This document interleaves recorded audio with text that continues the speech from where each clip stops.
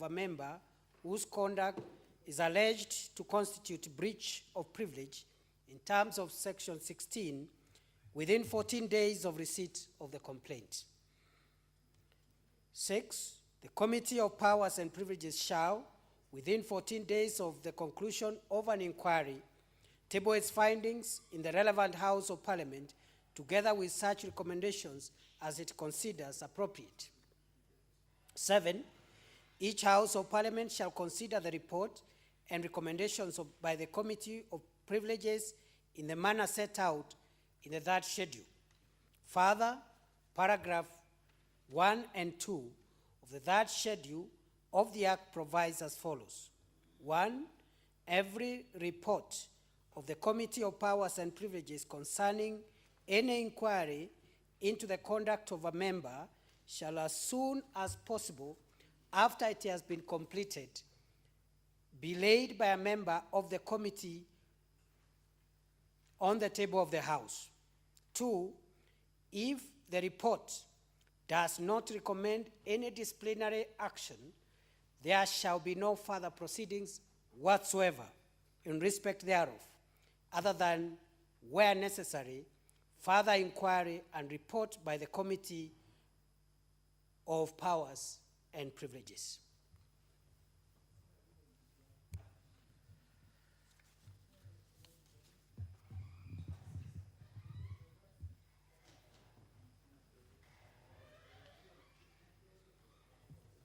Order, Senators.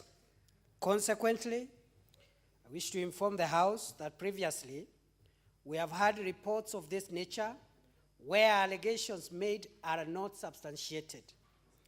In the case of the proposed removal of the governor for Kericho County, the allegations were not substantiated. As such, the report was tabled by the special committee, and the Speaker gave a communication stating that further to the County Government Act and the Senate standing orders, no further proceedings could be taken in respect of the allegations, but owing to the importance that the House vested in the special committee and the overwhelming public interest in the matter, the Speaker allowed remarks by the chairperson of the committee in respect of the assignment the committee undertook on the instructions of the House. The Speaker further permitted a few interventions of a general nature on the report without going into the merits or demerits of the findings of the special committee.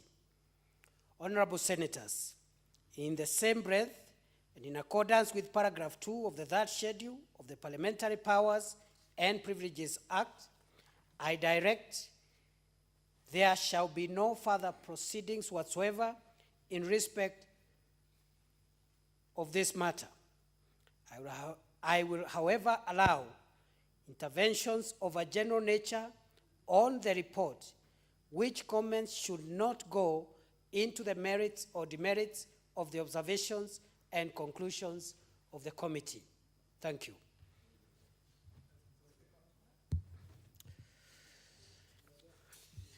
Other senators,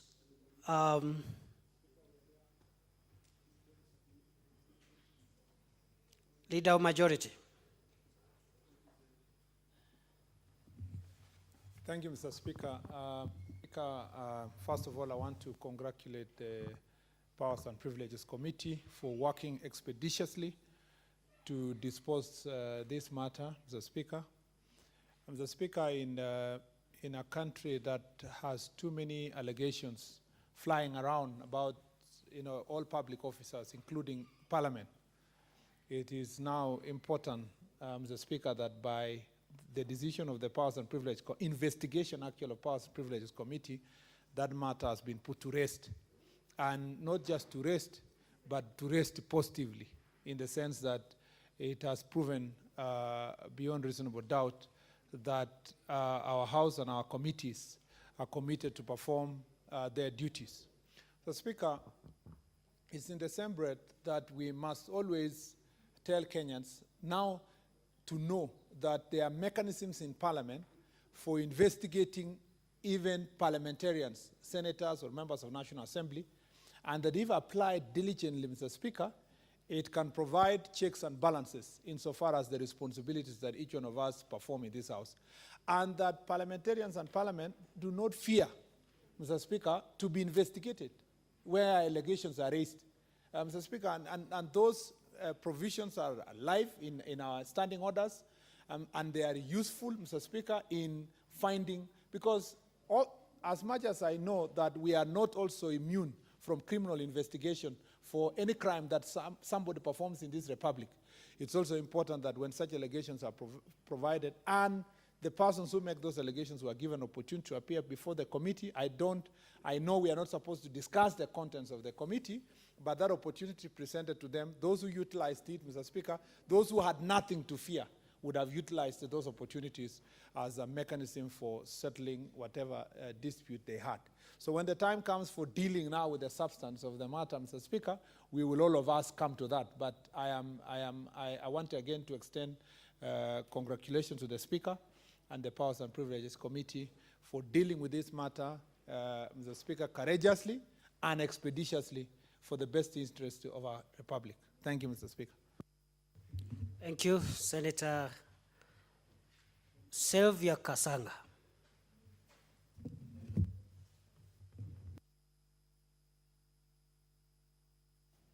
Thank you, Mr. Speaker, for giving me this opportunity.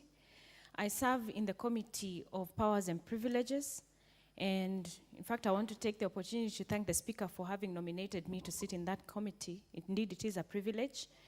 And I want to say, in as much as we had been given our mandate during induction, of course, when this matter came to the committee, it was too soon, so to speak. And I must say, it is not easy when we are having to investigate our fellow colleagues. But I want to thank the senators for their patience as they awaited for the verdict. And I want to thank them also for the cooperation that they showed. And I want to assure the Senate that our chairman is guided by the wisdom of God. And he really guided, this matter very ably, and were able to reach the conclusion. And I want to urge the few senators amongst us who probably felt we were not moving in the speed that we were supposed to, that these things are delicate and they're sensitive. It touches on us as senior members of this country, and therefore the need to interrogate matters to their depth and to their full conclusion was absolutely necessary. But I thank you all for this, and I want to thank the Speaker Chairman for his very able guidance and stewardship of this matter. Thank you very much. Thank you, Senator Kasanga. Senator Aaron Cheruiyot. Thank you, Mr. Speaker, for this chance. First of all, I want to agree with the rest of colleagues who've spoken and appreciated the good work that the Committee on Powers and Privileges have done this work expeditiously, though maybe people may have had varied opinion on the length of time that it took before they eventually made their determination and in the manner in which they have put this matter now before the House. Mr. Speaker, the only observation that I want to make is that reading through the report, and it's unfortunate that I didn't have the chance to read through the entire report, but of course, so, Mr. Speaker, protect me from Majority Leader. Order. Order to Majority Leader. Order, Senator Aaron Cheruiyot. Have you concluded your remarks? No, but Please Majority conclude. Leader. Please conclude. I've asked for your protection from the Majority Leader.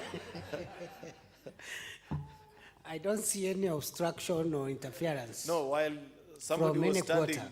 between you and I, he was making The Speaker has not seen, and therefore but he has been prompted. the matter abates. Thank you. Thank you, Mr. Speaker. Anyway, the thing that I wanted to say is that so many things have been said about the allegations and what has come before the report. It is my desire, Mr. Speaker, that in one way or the other, in following the manner in which we have been guided through your ruling, the route that this matter will take, that we will eventually put this matter to rest so that Senate can continue to have its place of pride. It was really unfortunate that at a time when our colleagues in the National Assembly were battling very serious and alive allegations, that this matter came to the fore. And every time, you try to speak up, there's another finger being pointed to us as senators saying, you also have another unfinished business. And therefore, I humbly request and I agree with the proposal that is being given to us and the route that is being taken so that we can quickly and expeditiously put all facts on the table and a determination be made and Senate can continue to have its moment of shine. Thank you, Mr. Speaker. Thank you. Finally, Senator Moses Kajwang. Mr. Speaker, I also wish to thank the Powers and Privileges Committee for tabling this report. Yesterday, there was a brief debate about when the report would be tabled, and I want to thank the committee and also want to thank the Office of the Speaker for keeping the promise that they made to this House. Mr. Speaker, I was one of the persons of interest in that particular inquiry, and as you have guided, I shall not get into the depth and into the details of the allegations. But I must say that I'm very relieved because some of us have been walking around this town with a cloud of suspicion over our heads, and it has not just been suspicion out in the street. Even within the House, members have required an assurance that the allegations that were made in the media were baseless. And today, the Powers and Privileges Committee has done that. Mr. Speaker, I was the first one to call for Powers and Privileges Committee to look into this matter. And that is because I believe that Parliament had internal mechanisms that could be used to resolve issues of integrity. There are those who have called for establishment of an ombudsman in Parliament. But, Mr. Speaker, my conviction is that Powers and Privileges Committee, if it continues with diligence in the manner in which this particular committee has proceeded, we will not have to set up a separate ombudsman to look at issues. Mr. Speaker, I also want to finalize by saying that as an institution, we need to take a position to protect our oversight committees, because invariably, oversight committees are going to rattle persons who are powerful. They will rattle persons who want to violate the law and persons who want to dip their hands in places they are not supposed to dip them. We need to have that conversation and find a way of buttressing these oversight institutions to ensure that when Parliament indicts certain persons, those people then do not use internal mechanisms to delay. Mr. Speaker, I want to finalize by saying that I am very happy that having looked at the supplementary order paper, the tabling of this report by the Powers and Privileges Committee gives us a golden opportunity to conclude the work which the Public Accounts and Investments Committee has done, work which has captured public attention and imagination. And today I'm a happy man, and I want to, even though I seem to have expressed some concern at the pace of matters, it was just anxiety because we wanted the matter to be resolved. I tell the Powers and Privileges Committee, well done. What you have done is a right approach. By the time we are discussing the Ruaraka report, there will be no argument that it was a report that was procured illegally. Thank you, Mr. Speaker. Thank you. On that note, honorable senators, you will see that we have a supplementary order paper, particularly to accommodate the matter about which the Speaker has just made a communication, and that is the matter of the report of the Senate County Accounts and Investment Committee on the issue of Ruaraka land. And this is a matter that has been held in abeyance for a very long time. There has been a lot of concern that we should have disposed of this matter a long time ago. You also recall I made a ruling from this chair that until we get a report from the Powers and Privileges Committee, we would not transact this business. And now that that report is with us, there is no obstacle there for why we should not dispense this agenda even before we go to any other agenda. On that basis, I direct, for the convenience of the Senate, that we go straight to order number 9 in the supplementary order paper. Next order.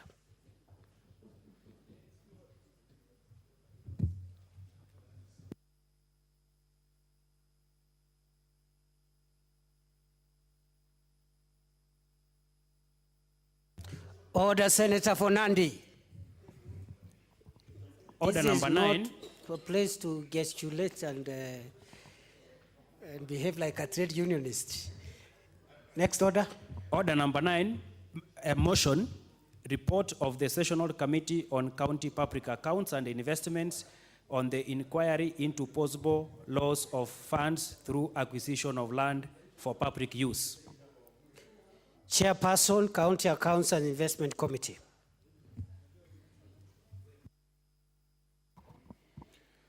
Thank you, Mr. Speaker. Mr. Speaker, I beg to move the motion that this House adopts the report of the Sessional Committee on County Public Accounts and Investments on the inquiry into possible loss of funds through the acquisition of land LR 7879-4, part by the National Land Commission for use by 2 public schools, Ruaraka High School and Drive-In Primary School, Nairobi City County, that was laid on the table of the House on Wednesday, 8th of August 2018. Mr. Speaker, I will first start by reiterating my thanks and compliments to the Powers and Privileges Committee that has expeditiously resolved some of the issues that have prevented us from moving this motion and debating this report in the House. Mr. Speaker, the Public Accounts and Investments Committee tabled in this House on 8th of August 2018 the report of the committee on the inquiry into the fraudulent acquisition of land in Ruaraka. And by giving a background, without necessarily reading through the document, Mr. Speaker, I hope that now that we have a supplementary order Order, paper, members. Consultation is a bit too loud.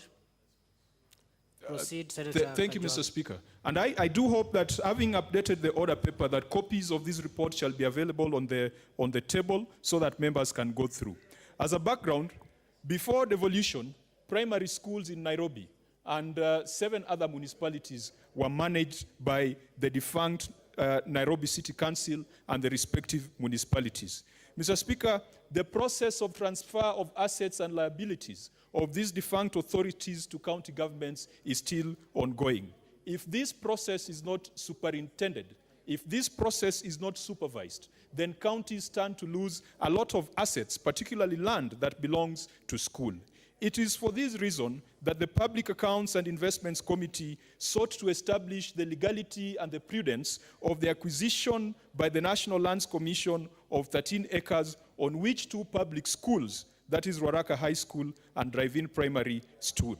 Mr. Speaker, in carrying out our inquiry, our specific objectives were to establish whether there was loss of public funds in the acquisition of LR 7879-4 for Ruaraka High School and Drive-In Primary, to establish whether due diligence was done, to establish who owns the land, and to understand the circumstances within which the schools were established on land that was later considered to be private. Mr. Speaker, it's important to note that the land in question, LR 7879-4, has featured prominently in the past with regards to compulsory acquisition and compensation by the government. If I give you just a few of the cases that have involved this parcel, in 1981, Mr. Speaker, in 1981, the distinguished senator for Nandi, who is now distracting your attention, was either in liquid form or completely non-existent. So in 1981, Order, Mr. Senator Speaker, Kajwang. Order.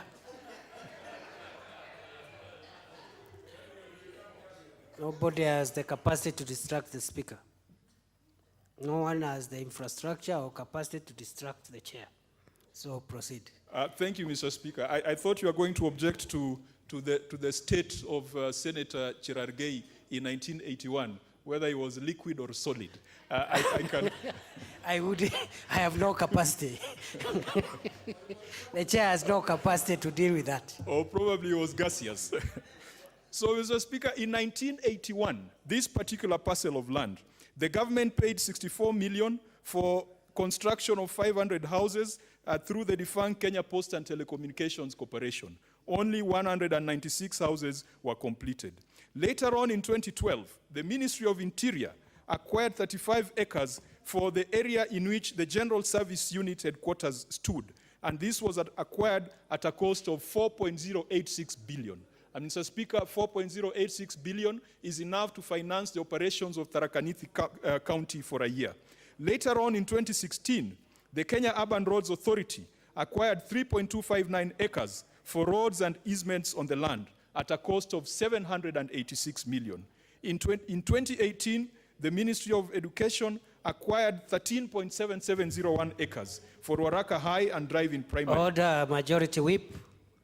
Even if the rules don't describe how you'll go about whipping or de-whipping, what you are doing does not include any of those.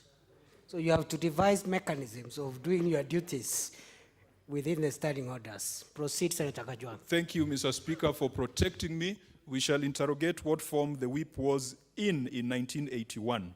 So in 2018, the Ministry of Education acquired 13.7 acres of land and paid 3.269 billion, and 1.5 billion has already been paid. And there are outstanding claims running into billions for Outer Ring Road expansion, Chief's Camp, SDA Church, DO's office, and illegal squatters on the land.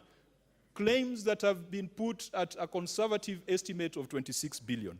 Mr. Speaker, when the Public Accounts Committee initiated its inquiries, we decided to limit our scope to the land that was acquired for purposes of the schools, because we realized that this was a Pandora's box which we could not effectively execute. We limited our mandate to protection of the assets of defunct authorities, and so we only focused on the 3.2 billion. But it is instructive to note that this particular LR 7879-4 has so far gotten out of the consolidated fund a total of 8 billion Kenya shillings. Mr. Speaker, one of the objectives was to establish who owns the land. And if you look at the chronology of events, you find that back in 1981, this land was bought by a company called Afrison Import Exports Limited and Hewlands Limited. In 1982, and Mr. Speaker, it's important to lay this background, because it is this background that people are taking advantage of to say that certain things were not undertaken. In 1982, Drive-in estate developers, on behalf of Afrison, applied for subdivision of the 96 acres. And their subdivision plan was on the basis of the estate that they were going to put up on the land.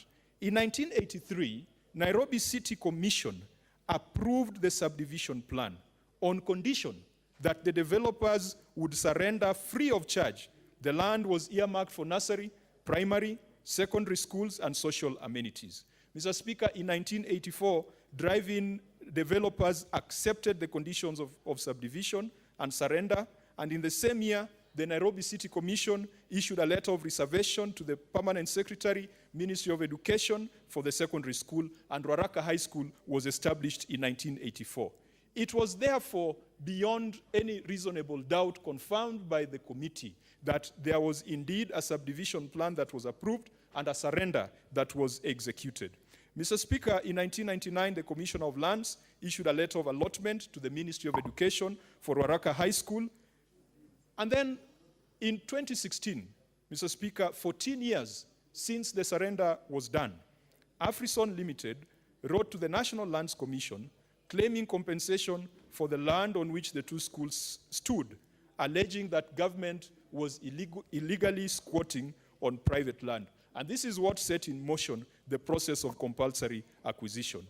In 2016, August, Mr. Speaker, NLC, or National Lands Commission, carried out a ground inspection and requested the Ministry of Education to make arrangements to compensate Afrison in spite of Section 107 of the Land Act that required the CS or the CEC to initiate the process of compulsory acquisition. Mr. Speaker, because the report is very detailed, and if you have the report, I would invite you to look at the very last pages that has the chronology of events. We have laid out every single correspondence that we received, and most of the letters and correspondences that led us to our conclusion came from the ministry themselves. So, Mr. Speaker, what then went wrong in this compulsory acquisition in Ruaraka? The committee concluded that the land that government bought already belonged to it, that the land was surrendered in 1984 and the land remained public property. it is a conclusion of the committee that the entire transaction was a fraud. Mr. Speaker, there are certain persons of interest in this particular matter. Number one is the National Lands Commission. The National Lands Commission insisted that the schools were on private land. They declared the surrender process and letters of allotment null and void, and they allowed the process of compulsory acquisition to proceed. Mr. Speaker, the National Lands Commission, yesterday we were having a debate when going through the Land Value Index bill. We were saying the National Lands Commission is a gatekeeper. It is a body that is constitutionally empowered to advise national and county governments on matters to do with land. What the National Lands Commission did was to sit without having a plenary, without producing any minutes. They proceeded and said that the letter of allotment that was issued by the Commissioner of Lands in 1999 was an illegality. They went ahead and ignored all the other correspondences that were brought before us by the Ministry of Lands and the Ministry of Education and the Governor of County of Nairobi, and declared the subdivision and surrender as illegal. And therefore, NLC bears the greatest responsibility in this matter because they are the experts in matters to do with land. By confirming and taking the side of the developers that this was private land, they allowed the subsequent actions that led to the illegality that we are talking about. Secondly, Mr. Speaker, the National Lands Commission anticipated the compensation claim. In this House, we have a rule that we shall not anticipate debate. How then do you explain, Mr. Speaker, that the National Lands Commission received on 29th of August 2016 a claim by Afrison indicating that they needed to be compensated for historical injustices? And on the same day, on 29th of August 2016, the National Land Commission wrote to the Ministry of Education indicating that they had already conducted an inspection and advised the Ministry of Education to make arrangements for compensation. Even if you want to defraud the government, you need to be more clever than that. Mr. Speaker, thirdly, unilaterally and arbitrarily, the National Lands Commission decided the acreage to be acquired. In a letter, they set the acreage at 13.5364 acres, and they also established the cost at 3.269 billion. They established acreage and cost even before gazetting the intention to acquire the land. And Mr. Speaker, it's interesting that the average cost of land per acre in question is 241,500,000 per acre. That is what the government bought. There in Ruaraka, land is going for 241,500,000. And I think this House should quickly pass that land value index law so that we provide guidelines on values for compulsory compensation. Thirdly, Mr. Speaker, the National Lands Commission awarded a 15% disturbance allowance. And yet, at the point at which that award was being made, the old land laws had been repealed, and the disturbance allowance had not been restored. In fact, Mr. Speaker, the disturbance allowance had been repealed and was only reinstated on 21st November 2017 by the Land Assessment of Just Compensation Rules of 2017. And it's something that the Lands Committee needs to inquire, that during that period between the repeal of the old law and the reinstatement of the disturbance allowance, could there have been other compulsory acquisitions where the National Lands Commission paid the 15% disturbance allowance? Again, Mr. Speaker, the National Lands Commission failed to gazette and to carry out inquiries as per Section 112(1) of the Lands Act. What that section, that Part 8 of the Lands Act requires is that if you're going to conduct compulsory acquisition, you must first do a notice of intention to acquire, and you must serve all parties relevant to that matter, the schools, the community, and everybody else. And later on, you must conduct an inquiry, and that inquiry must be gazetted. They failed to do that and therefore violated the Lands Act. The Lands Commission never bothered to engage the administration or the boards of the schools concerned. When we visited the schools, the principals and the chairs of board management told us that the only time they saw the National Lands Commission is when they came to put up beacons. And they were hopeful that finally they were going to get their title deeds. Little did they know that they were going to be used as pawns in a very complicated case of corruption. Finally, Mr. Speaker, the National Lands Commission approved the acquisition of 13.7701 acres, whereas the original claim was for 13.536 acres. It sounds like nothing, Mr. Speaker, but at an average cost of 241,500,000 per acre, even a few decimal point differences can mean a lot of money. That decimal point difference constitutes 51,363,000, which was a loss that was occasioned as a result of that variation in decimal places. Mr. Speaker, the second person of interest, or the second constituency of interest, are the officers within the Ministry of Education. Number one, the Cabinet Secretary for Education set up a task force. This task force was chaired by the Nairobi Regional Education Coordinator, Mr. John Ololtua. This task force did a comprehensive report and advised the CS Education that the schools were built on public land, and even made the conclusion that what the government should be doing is not buying the land, but processing title deeds. The Cabinet Secretary, Dr. Fred Matiang'i, ignored the recommendations of the task force and instructed the National Lands Commission to commence the process of compulsory acquisition. The Ministry of Education did not have an approved budget for compulsory acquisition. In fact, Mr. Speaker, we were told that the 1.5 billion that was ultimately paid for was money that was reallocated from other votes. And yet, the ministry had to struggle to reallocate funds in a year where there was a financial crunch and at a time when we are going through elections. Mr. Speaker, again, the Ministry of Education paid for 13.77 acres, despite the original claim being 13.5364 acres, and that difference cost taxpayers 51 million. The third person and constituency of interest are the companies that lay claim to the original title 7879-4. Number one, Afrison, Ulands, Drive-In, Whispering Palms, and Equator Brent. It was about 5 companies that had the same shareholding.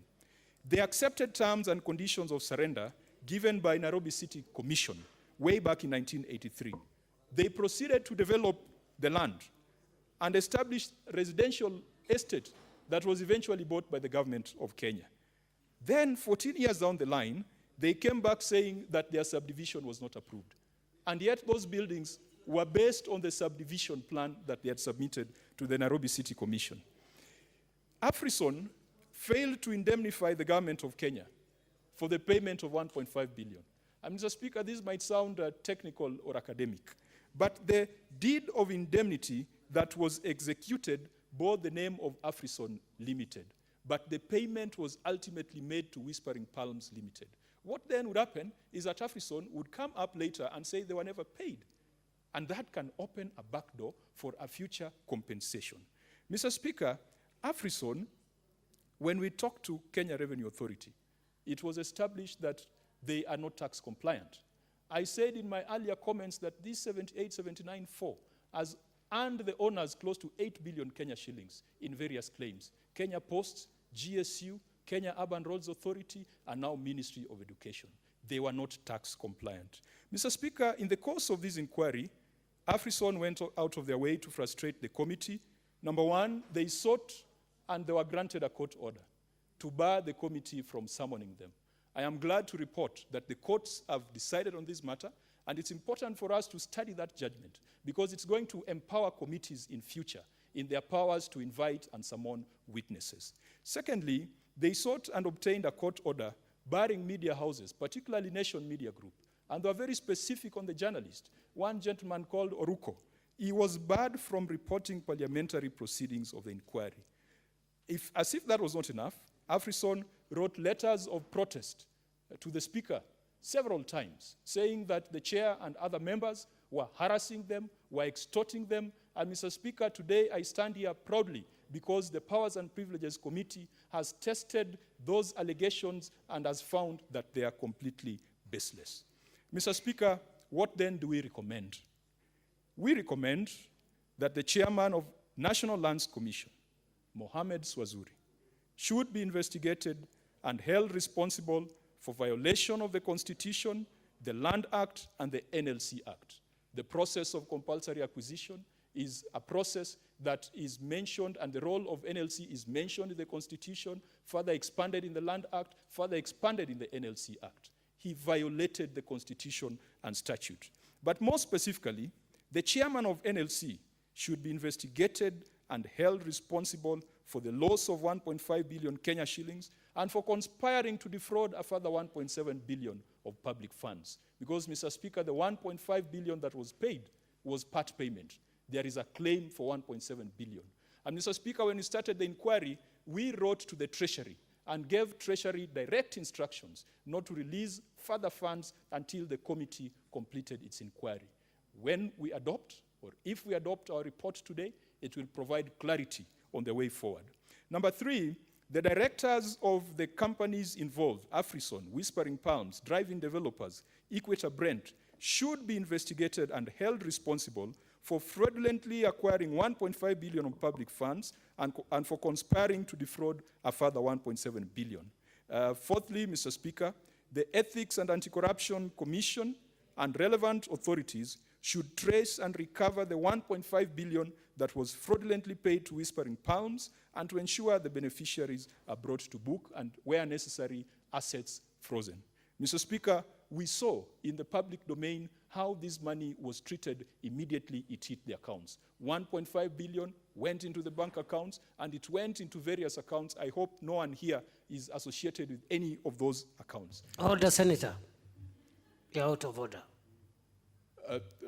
Thank you, Mr. Speaker. I was getting What you're carried away. engaged in amounts to imputing improper motives on members. So you need to withdraw your last sentence.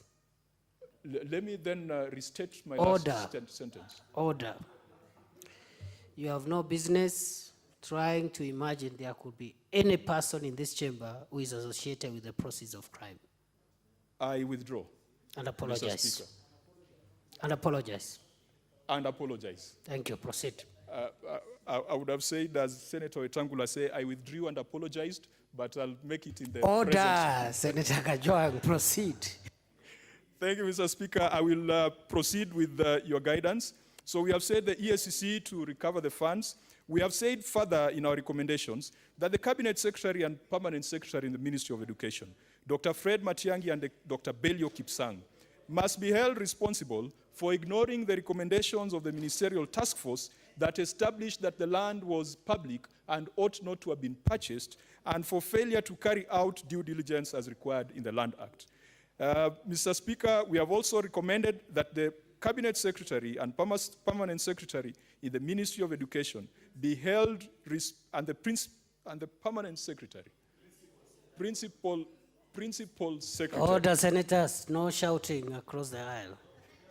You know what to do. You can inform. You can rise on a point of order. What you cannot do is to shout. What is it, Senator Aaron Cheruiyot? Very well. Proceed. Thank you, Mr. Speaker.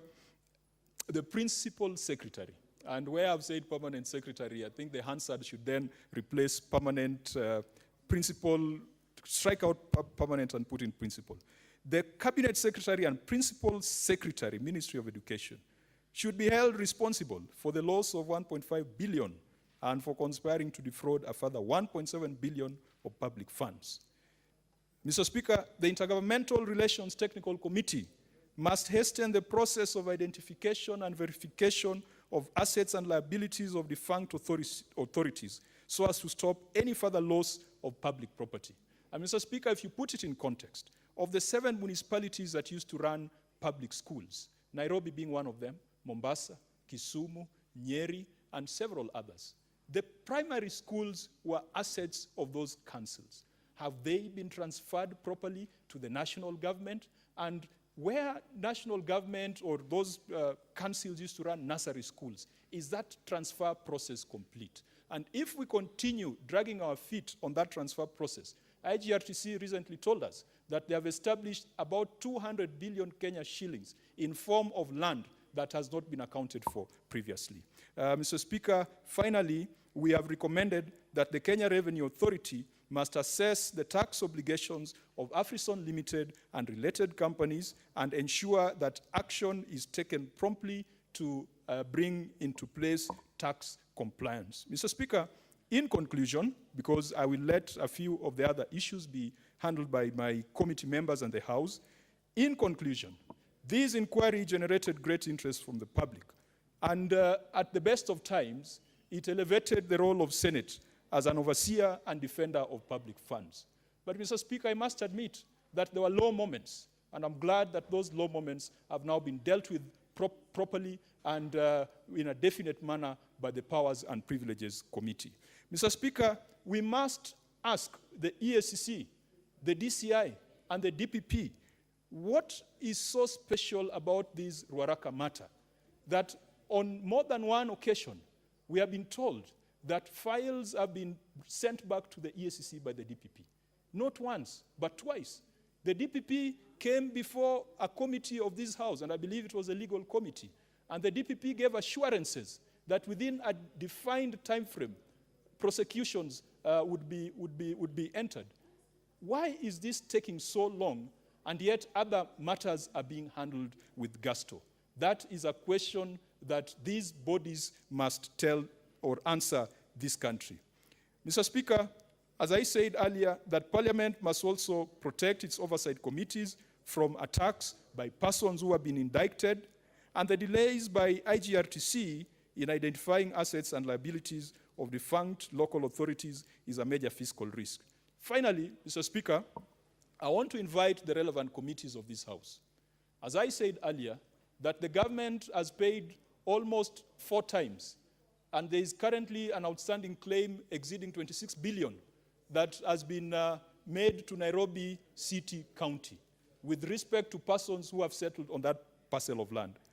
I want to encourage the committee that deals with security that the matter of compensation for GSU land, 4 billion Kenya shillings, that was paid to buy houses that the government commissioned in 1981 and paid for fully, that matter needs to be looked at by the relevant committee. The Roads Committee, the payment of 700 million by Kenya Urban Roads Authority for roads and easements on a piece of land, roads and easements that were done on areas that were clearly designated on a subdivision plan. That money should not just disappear like that. The Committee on Devolution must also find out that this claim that Nairobi City County is sitting with of 26 billion, if Nairobi County was to pay 26 billion, it would be bankrupt because what we give them is not close to that. So, Mr. Speaker, I want to urge the House that oversight is a shared responsibility of various committees, and today the Public Accounts Committee has submitted its report with respect to land. I also hope that the Committee on Lands and the Committee on Education will take up some of the loose ends that we have left. For example, the Committee of Lands should now make sure that the title deeds are issued in favor of the schools if this House confirms the reports and the findings of the committee that indeed that was public land.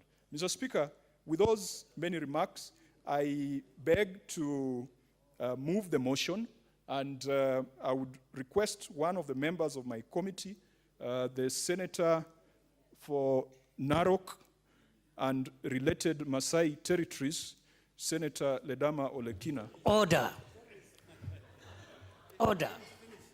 The senator for Narok County is the senator for Narok County and has no extraterritorial jurisdiction. Order, Senator Kajwang. Nevertheless, well done. Thank you, Mr. Speaker. I beg that Senator Ledama Olekina seconds. Thank you, Mr. Speaker.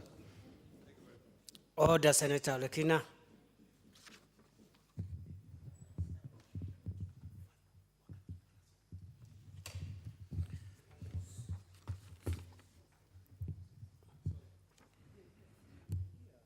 Order, Senators. Honorable Senators, I would like to acknowledge the presence in the Speaker's Gallery this afternoon of a delegation visiting us from the Parliament of Malawi.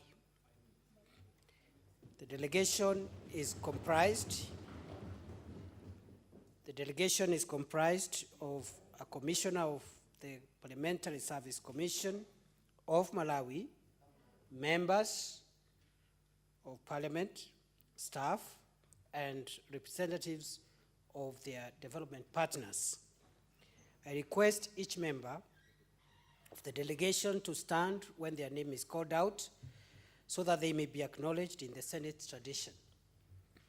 They are Honorable Ralph Jooma, member of the Parliamentary Service Commission of Malawi and leader of the delegation.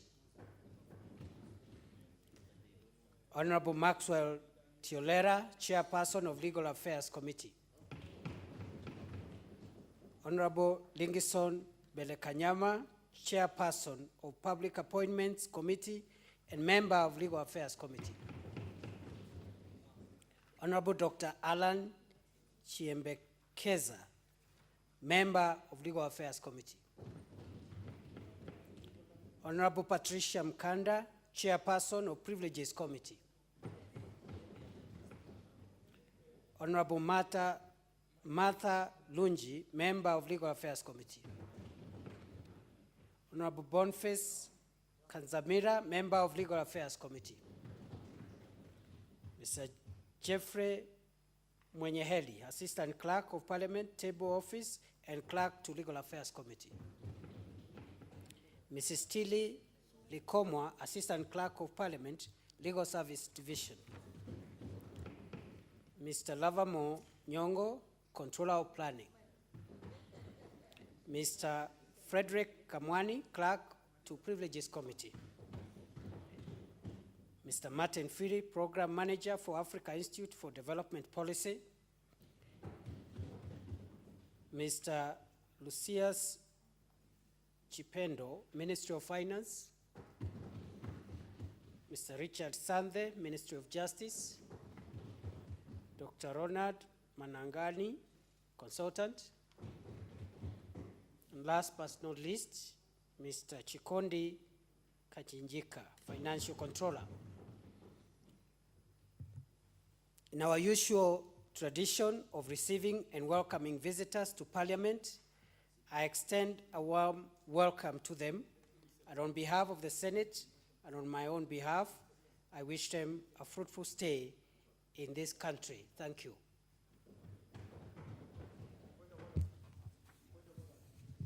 What is it, Leader of Majority? Thank you, Mr. Speaker. I also join you to welcome our visitors from our friendly country. And Mr. Speaker, welcome them to this very Senate, and hope that we will have time soon to visit also, in quotes, to revenge by visiting their country and their parliament.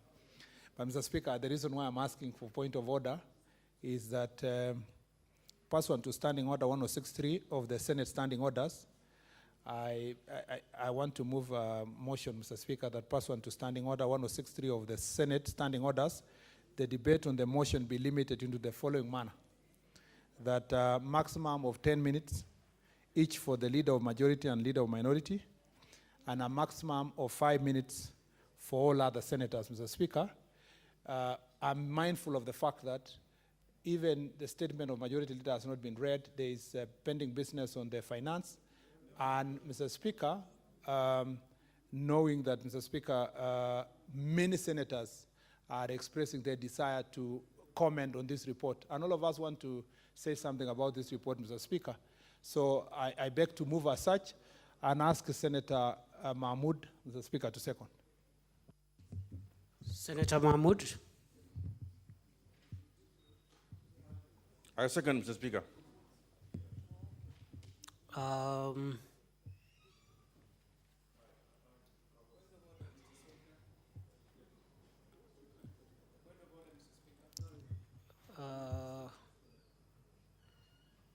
What is it, Senator Khaniri?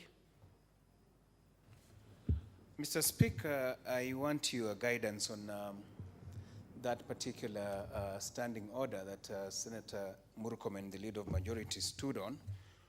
106.3.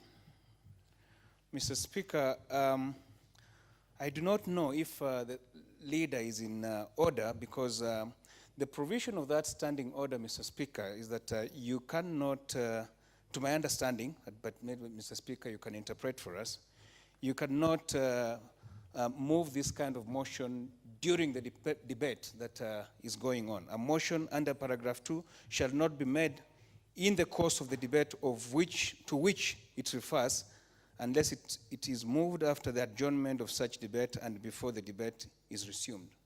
Mr. Speaker, can I get your interpretation on that? Certainly you get it, Senator Waniri. Debate has not begun. Debate begins after the motion has been moved and seconded and a question proposed. And therefore,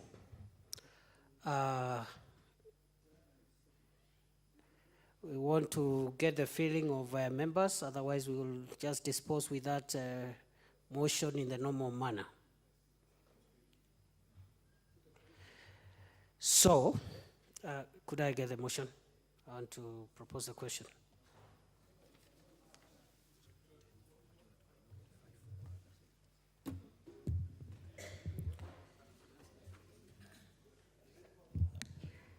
I propose the question that pursuant to Standing Order 1063 of the Senate Standing Orders, order, senators, order, Senator Kajwang, order, resume your seat.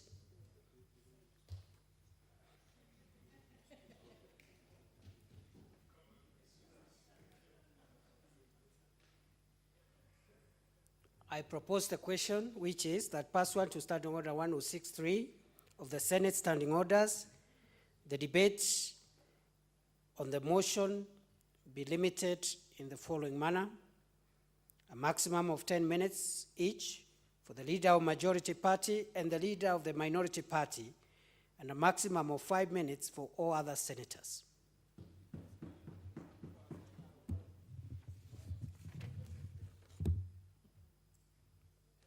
I put the question that pursuant to Standing Order 1063 of the Senate Standing Orders, the debate on the motion be limited in the following manner: a maximum of 10 minutes for each for the leader of the majority party and the leader of the minority party, and a maximum of 5 minutes for all other senators. As many of that opinion say aye. Many of contrary opinion say nay. Nay. The ayes have it. Order, senators. Senator Olekina. What is it, leader of minority? Mr. Speaker, I was just wondering whether you would give us a little time, like 10 minutes. Not me to take 10 minutes, but for everybody to at least acknowledge the presence of such a large delegation from Malawi. If it was a small delegation, probably I would have overlooked it, but yeah. Very well. And the leader of majority was a bit restrained, but now if you can give him a little time, and yes. No, he had already spoken to it, okay. Unless, no, we don't have plenty of time. The leader of majority had expressed his sentiments. It's just a matter of showing courtesy to our colleagues. So we'll not spend more than the minority leader has requested for. That is a maximum of 10 minutes for everyone who would want to say a word of welcome to our colleagues in the gallery. Senator James Orengo, leader of minority. Mr. Speaker, I thank you, and I want to welcome, which you have already done, our brothers and sisters from Malawi. Malawi is a great country, but for those who are not alive when President Kenyatta was ruling this country, the closest heads of state to President Kenyatta was Haile Selassie and Kamuzu Banda. And this is a friendship that was established long before even our two nations became independent. I also want to acknowledge the presence of a delegation of honorable members of parliament. I think they have outdone us in having a woman to be president of the Republic of Malawi. Next week, I think our National Assembly is dealing with the issues of gender And I hope in realization of what Malawi has achieved, next week we should join the National Assembly in trying to pursue that particular legislation. Otherwise, we hope that in our lifetime, we will be able to move services, peoples from one country to another, not only in Central Africa and East Africa, but the entire continent. But feel welcome. Thank you, Mr. Speaker. Thank you, Leader of Minority. Senator Aaron Cheruiyot, Senator for Kericho County. I see no further requests. Thank you. In any case, the two leaders have spoken, the majority leader, minority leader. Our colleagues feel welcome. Very well. Now, Senator Ledama Olekina, you can now second this motion. The time limit doesn't affect Order. me. Does it? Order. Order, Senator Olekina. Order, Senator Kaniri. Senator Kaniri, you are one of the longest serving members of parliament in this country. Senator Kaniri, you have done so well in terms of adhering to standing orders, and you've just risen on a point of order just now on a matter of procedure. You should be the last person to shout, to communicate by way of shouting. I could see you are advising Senator Olekina from your chair. Just press the button, say what you want to say. Simple and clear. And then Senator Olekina, of course, took the advice and please second. It is true, but doesn't the chair know what you're saying? The time doesn't allow, it doesn't apply. The limitation of time doesn't apply to you. Doesn't the chair know that? So why don't you kindly second the motion?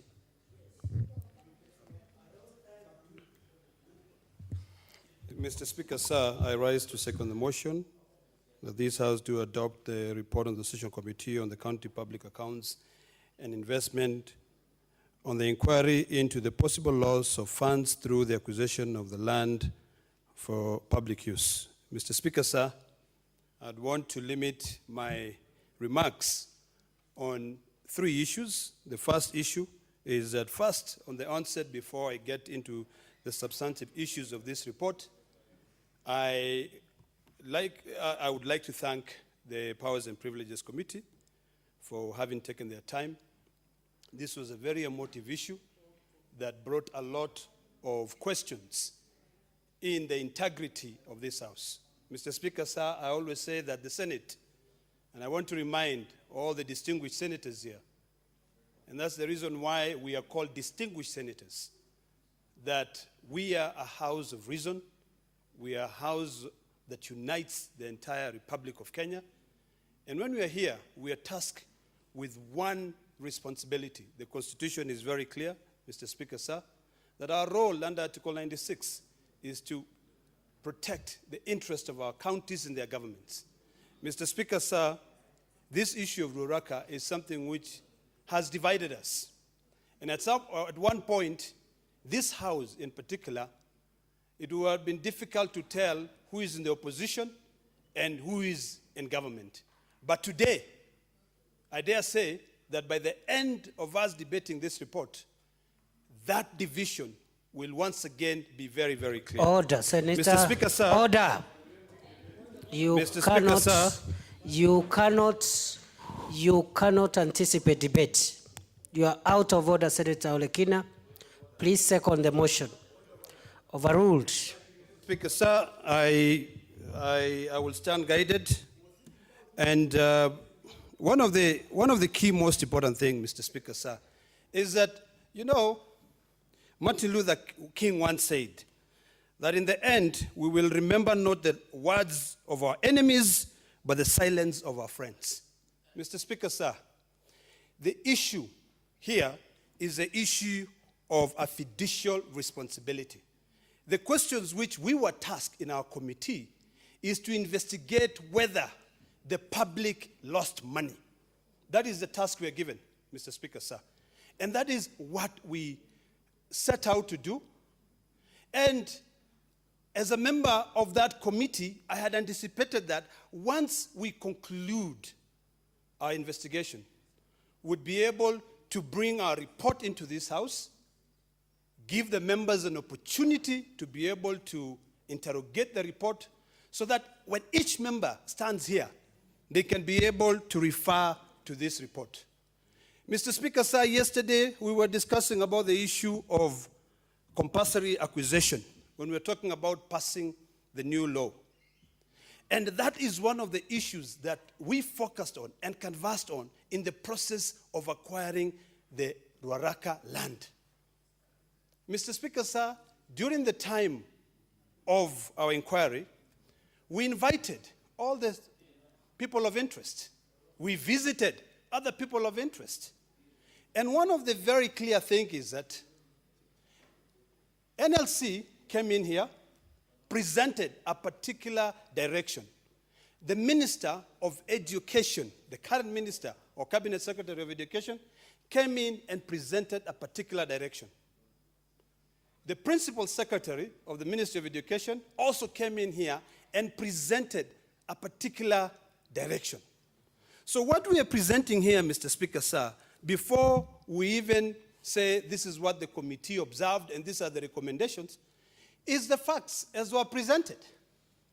There was nothing personal. It is an issue of a fiducial responsibility, Mr. Speaker, sir.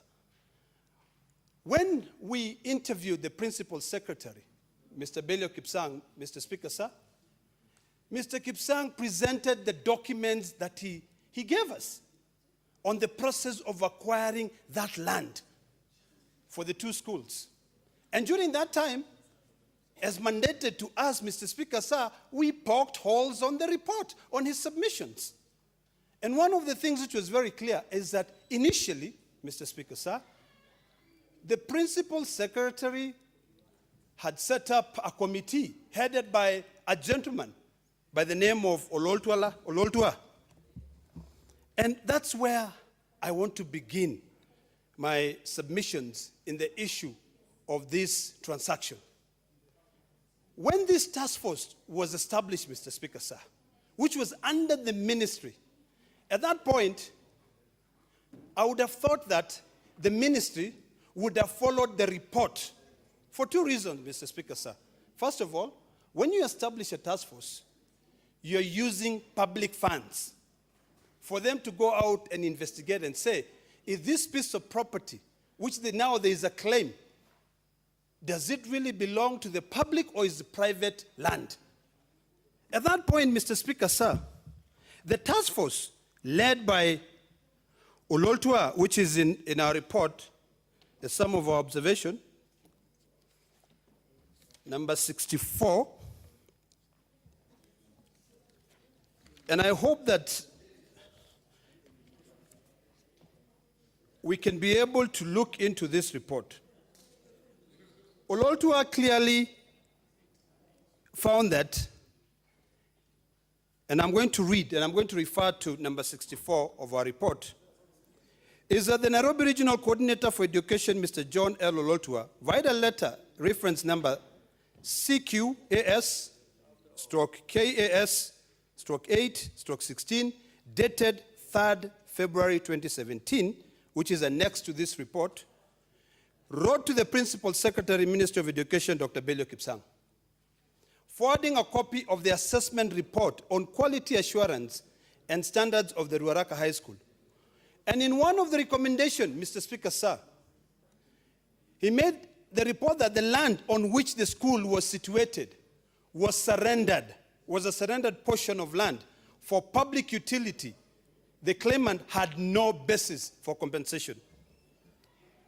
Mr. Speaker, sir, since we are tasked, and I would have expected my good friend, Dr. Belio Kipsang, because he is the accounting officer, to halt the process there, because the task force which he had set up clearly came up with a finding and recommendation that, no, that is public land. It is not private land. But when we have a situation where you are, as an accounting officer, then there is also pressure from all corners. The next move, according to Dr. Kipsang, is that he wrote to the minister, the cabinet secretary then, who is Dr. Fred Matiang'i, and indicated the findings of the task force, also wrote to Treasury. But where I do not understand what came in between, that the minister ignored, first of all, ignored the report and the recommendation of the task force, and subsequently, according to the letters presented, or the documentation presented by Dr. Bello Kipsang when he appeared before us, the transaction proceeded. Mr. Speaker, sir, when we look at the current Land Act and the process of compulsory acquisition, there is a particular process that ought to be followed. I do not want to deliberate on or to belabor on those annexes, but they're in this report, which are available, and every Kenyan can be able to come to Parliament and get a copy of this report. You'd be able to see that there was a rush in the Ministry of Lands, particularly from the NLC, to ensure that this transaction takes place. Number one, Mr. Speaker, sir, there was no money. The Ministry of Education did not have money to get this land. So, of course, Treasury was involved. I would have thought that before Treasury makes any move forward, the first question, which is done from a business perspective, Mr. Speaker, sir, is to inquire on the instrument of ownership. Carry out proper due diligence to figure out before we purchase. And I'm sure, Mr. Speaker, sir, the distinguished senators here from both sides of the aisle are businessmen. Or they have engaged in a transaction. They have bought a property. Before you proceed and you pay money, which you've worked so hard to be able to earn, you carry out the proper due diligence. And one of the most important things that you must have, Mr. Speaker, sir, are the instruments of ownership. And in this case, it's a title deed. The chair of the committee submitted here, Mr. Speaker, sir, that the process of even the title, the land, the subdivision, when it was subdivided. Mr. Speaker, sir, please protect me from the majority leader. Mr. Speaker, sir, when the chair... Yes, Senator I was asking you to protect me from the majority leader. What has the majority leader done? He was disrupting me when I'm giving my presentation. And Mr. Speaker, sir, people are different. I want to concentrate because I believe that Kenyans who pay me a salary ought to know what I did. And I would beg that the majority leader listens. Because I've not pointed... Order. What is it, Senator Murkomen, leader of majority? The Speaker, is it in order for Senator Ledama, the Speaker, to insinuate that when he sees me, he loses concentration, Mr. Speaker? Because, Mr. Speaker, I just walked into my seat, and is it in order for him to insinuate, Mr. Speaker, that when he looks at me, he loses concentration? Where will I go, Mr. Speaker, and I'm supposed to be here? He can as well look at elsewhere, Mr. Speaker. He doesn't have to look at me.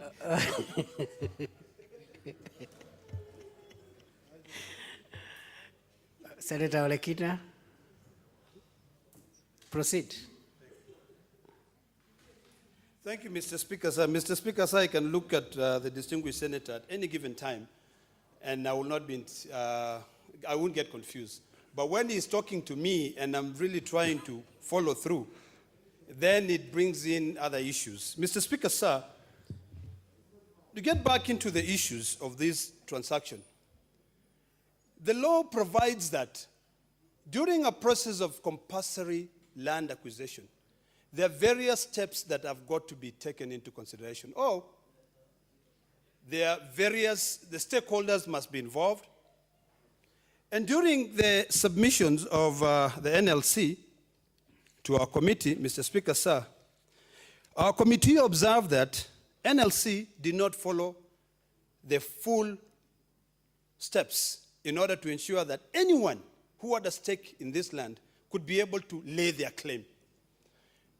That point was re-emphasized, Mr. Speaker, sir, by the head teacher and the board of management of Ruaraka High School during our visit. When we visited the school, Mr. Speaker, sir, the board and the head teacher, and we're very lucky that we found one person who had been in the board for a very long time. It dates back to when I was a young boy, even when the school was started. And his memory was very clear. He said that we had expected, at least if this land is being claimed to be private land, and we have been here, we know very well that this is public land. The law provides that various notices have got to be published so that we can also lay a claim. That, Mr. Speaker, sir, as per the annexures and documents presented of the Gazette notices which were presented by NLC, you note that NLC deliberately failed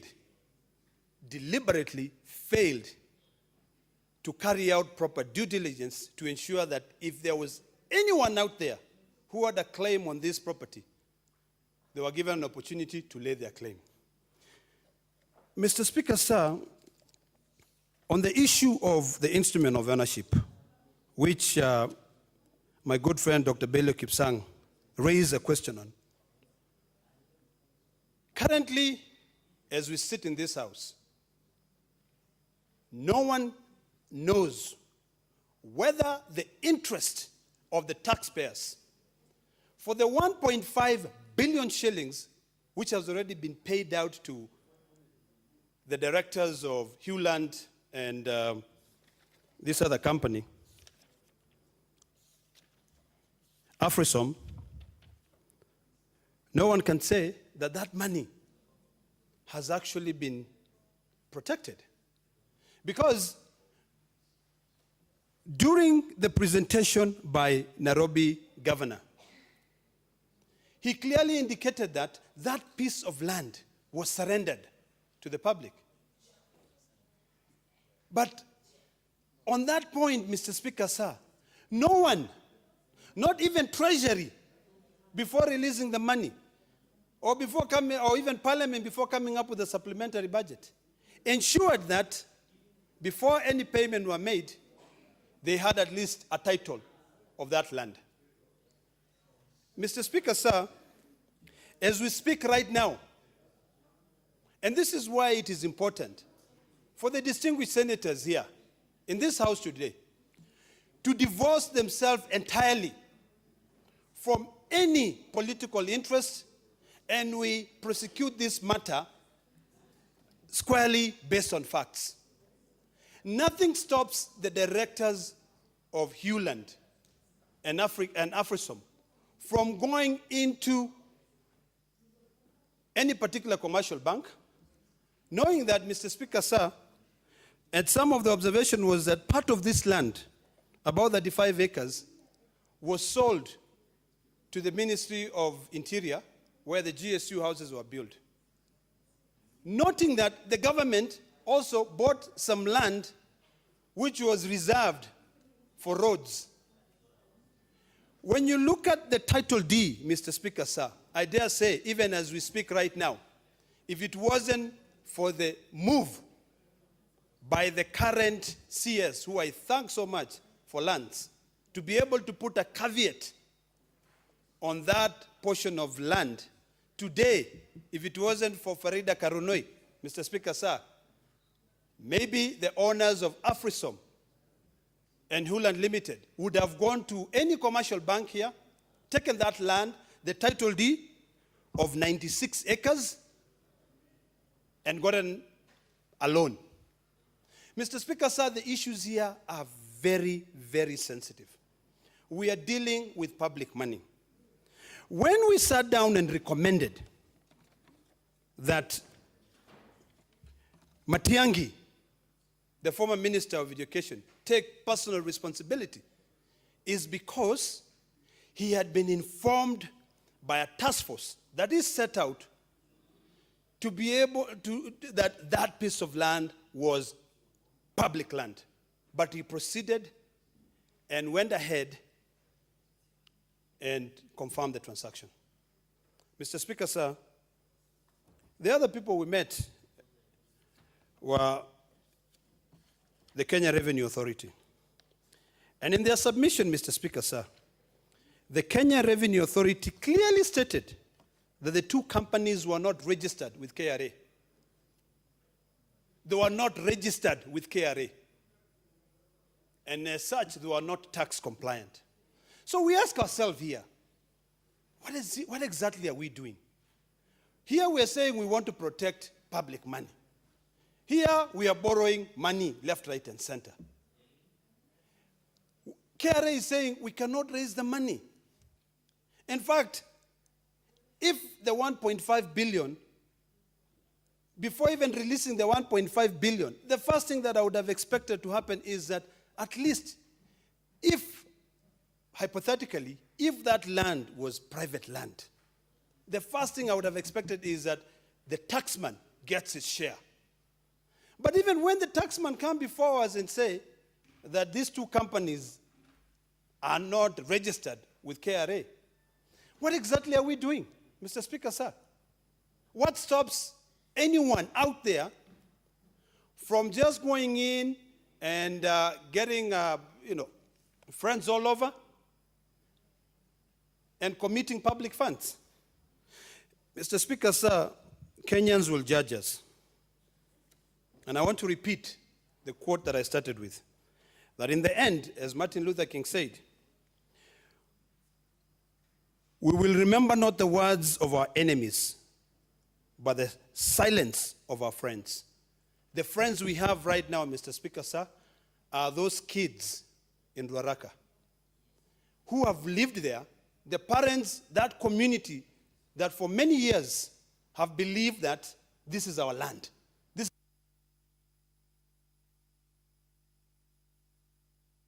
Your time is up. You have 1 more minute because you misused your time. Thank you, Mr. Speaker, sir, for Doing being the gracious. necessary Mr. things. Speaker, sir, 1 I'm minute. concluding, and I'd like to go straight to our recommendation, which I stand by them entirely. And one, Mr. Speaker, sir, I believe that the only way that we can get justice, if the DCI and the ESCC move expeditiously to recover the 1.5 billion and put it back into the public offer. I strongly believe that the chairperson of NLC should take personal responsibility as our recommendation in this. And I also believe, Mr. Speaker, sir, that the then Minister of Education, Dr. Fred Matiang'i, should also take personal responsibility on this matter, because he ignored the report by the task force that he formed, and only then would we be able to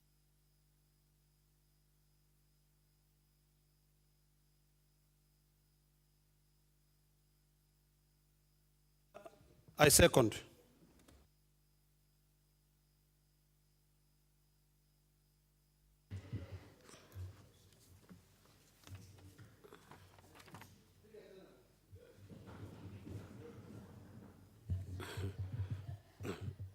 You know, Senator Olekina, I'll excuse you, but normally when you have an important business to transact, the best way is to do it within the rules.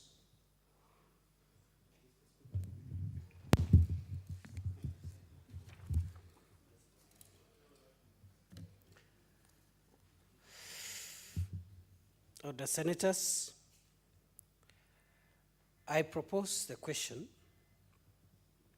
that this House adopts the report of the Sessional Committee on County Public Accounts and Investments on the inquiry into possible loss of funds through the acquisition of land, LR number 7879/4 part by the National Land Commission for use by two public schools, Ruaraka High School and Drive-In Primary School, Nairobi City County, laid on the table of the House on Wednesday, 8th August 2018.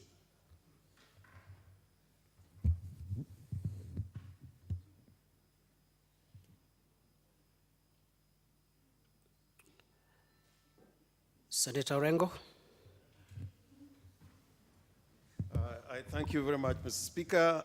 First of all, I would like at the very outset to congratulate the committee for the work they have done in record time, and looking at what they had to do in that period, they have done a wonderful piece of work. Just going by even the documentation they had to go through and knowing how complex land issues are. And to that extent, these members deserve a pat on the back. Now, Mr. Speaker, I want to begin by saying that it is in the Bible when it is said that for a rich man to get to heaven, and rather, let me put it this way, that it is impossible for a rich man to go to heaven, and if it is going to go to heaven, it's like going through the eye of a needle. In this country, we have cartels and cabals that however small the eye of the needle is, they will always get through. And the saga surrounding this piece of land it shows very clearly that these characters, whatever you do, they will always get a way out. And I want to remind ourselves that it's for these reasons, both in the pre-colonial period and the post-colonial period, we had legislation to make sure that public resources and public assets are dealt with in a particular way. And that's why right now we have the Public Procurement and Disposal Act. And in relation to land, not only in the old days, but even in the current regime of land laws, there is a particular process for acquisition of public land and the rest. And therefore, Mr. Speaker, in looking at this report, I do not want to go through the details and the facts because they are there. They have paragraphs dealing with the facts as presented to them, their findings from those facts, and their recommendations. And this report is done in such a way that it's easy to read, and it is easy to make a determination whether there is substance on this report or not. And for that, I think the committee should be commended. But having said that, I want to invite my dear friends and senators in this chamber that this report as it stands, it has made findings, but the last thing they have done is to make recommendations. Our role includes that of oversight. That oversight role is very important. And I would want to urge the House that these recommendations that have been made by this committee are recommendations that follow the facts and the findings of this particular committee. I think the committee has not arrogated to itself the responsibility to give directions, let's say to the Director of Public Prosecutions. They have not taken upon themselves to make directions to the Anti-Corruption Commission, or for that matter, to other state institutions. What they have done is to give recommendations.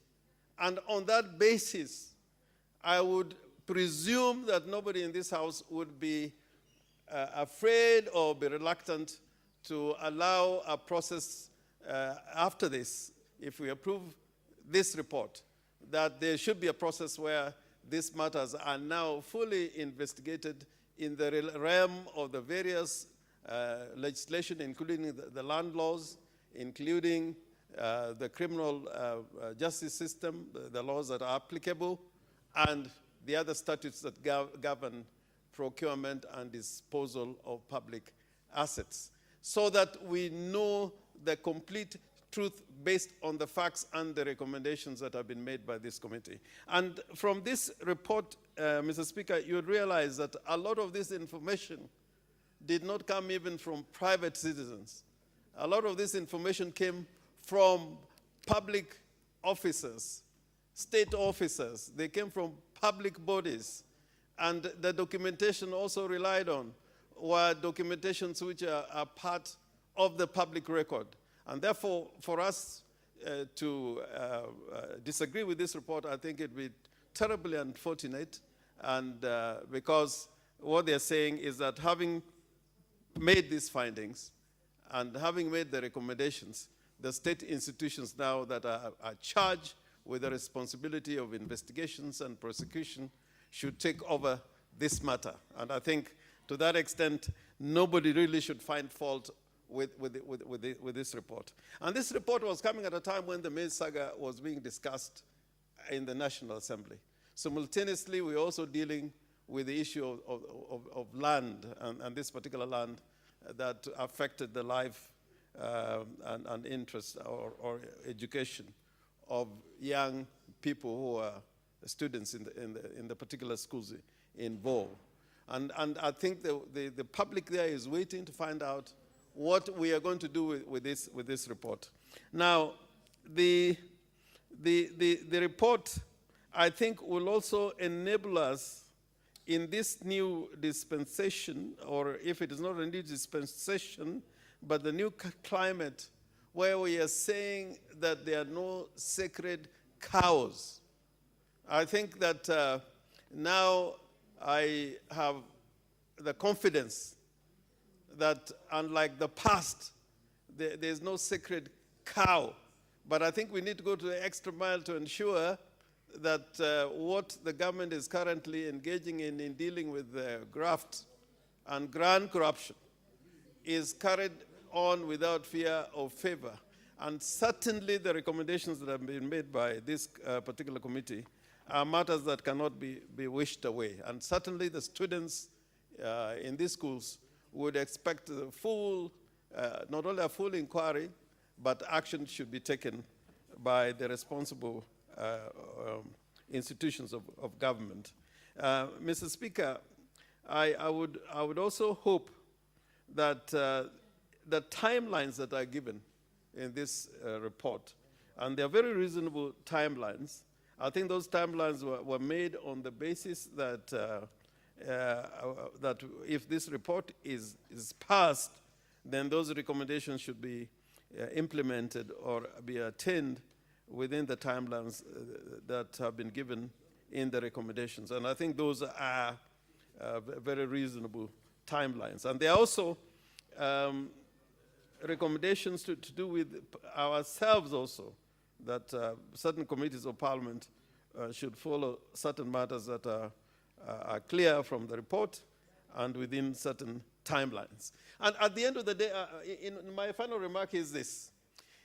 If you elect to be a public officer in a democracy which has got a constitution like ours with Article 10 as it is, and also you have the chapter on leadership and integrity, you've got chapter 12 which deals with the principles of public service, you should expect that your life will never really be easy.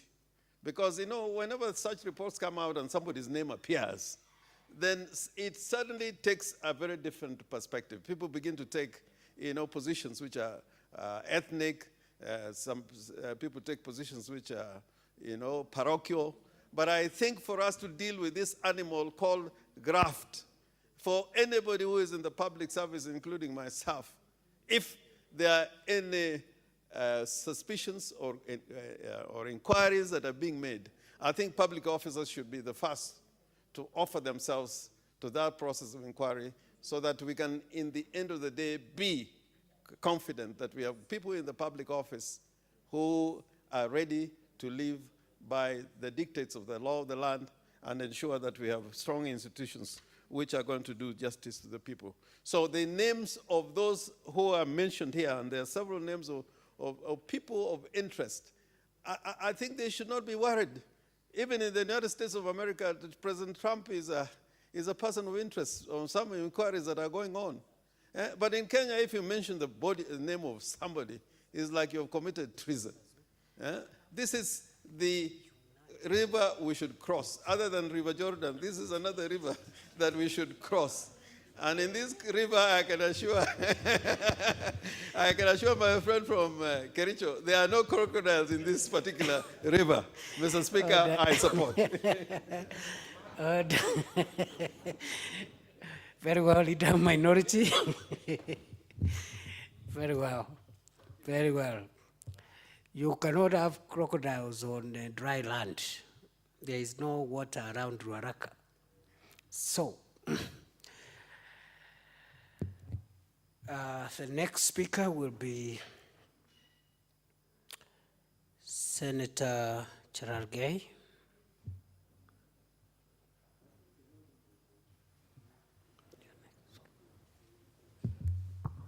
Thank you, Mr. Speaker, sir, for giving me this opportunity. I want to say I've looked through the report, and I agree that protection of public land is very crucial and it's very important. And I heard the President the other day indicating that most of the schools should be given ownership. And I agree, Mr. Speaker, sir, most public institutions in this country, maybe some of them only have possession, but do not have ownership. I've heard one of the colleagues discussing about ownership and possession. I know ownership is, you should prove, have instruments of ownership. And I agree to that. Any public institution should have their land being secured. And I know the Constitution, Mr. Speaker, sir, has provided for public institutions to get public land, and also on the issues of private land.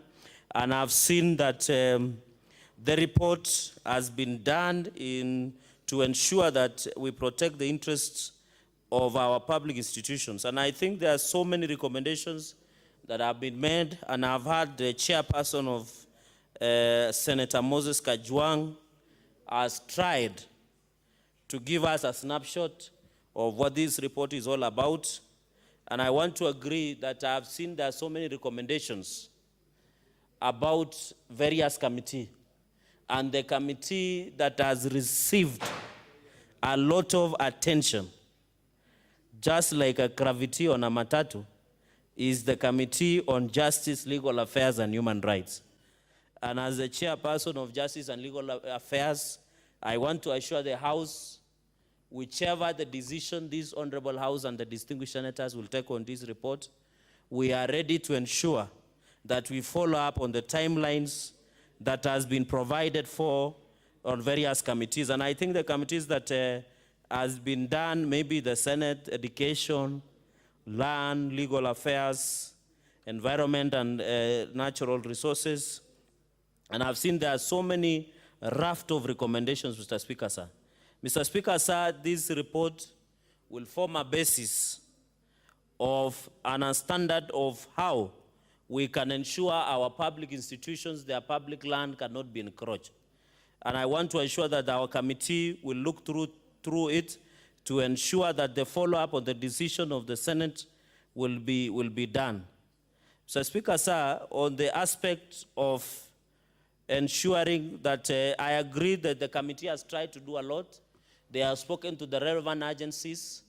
They have done their work, Senator Moses Kajwang, and I want to commend the committee members for taking their time and talking to the relevant. I think this is one of the reports that has shown the seriousness, and Senator Moses Kajwang has risen to the occasion.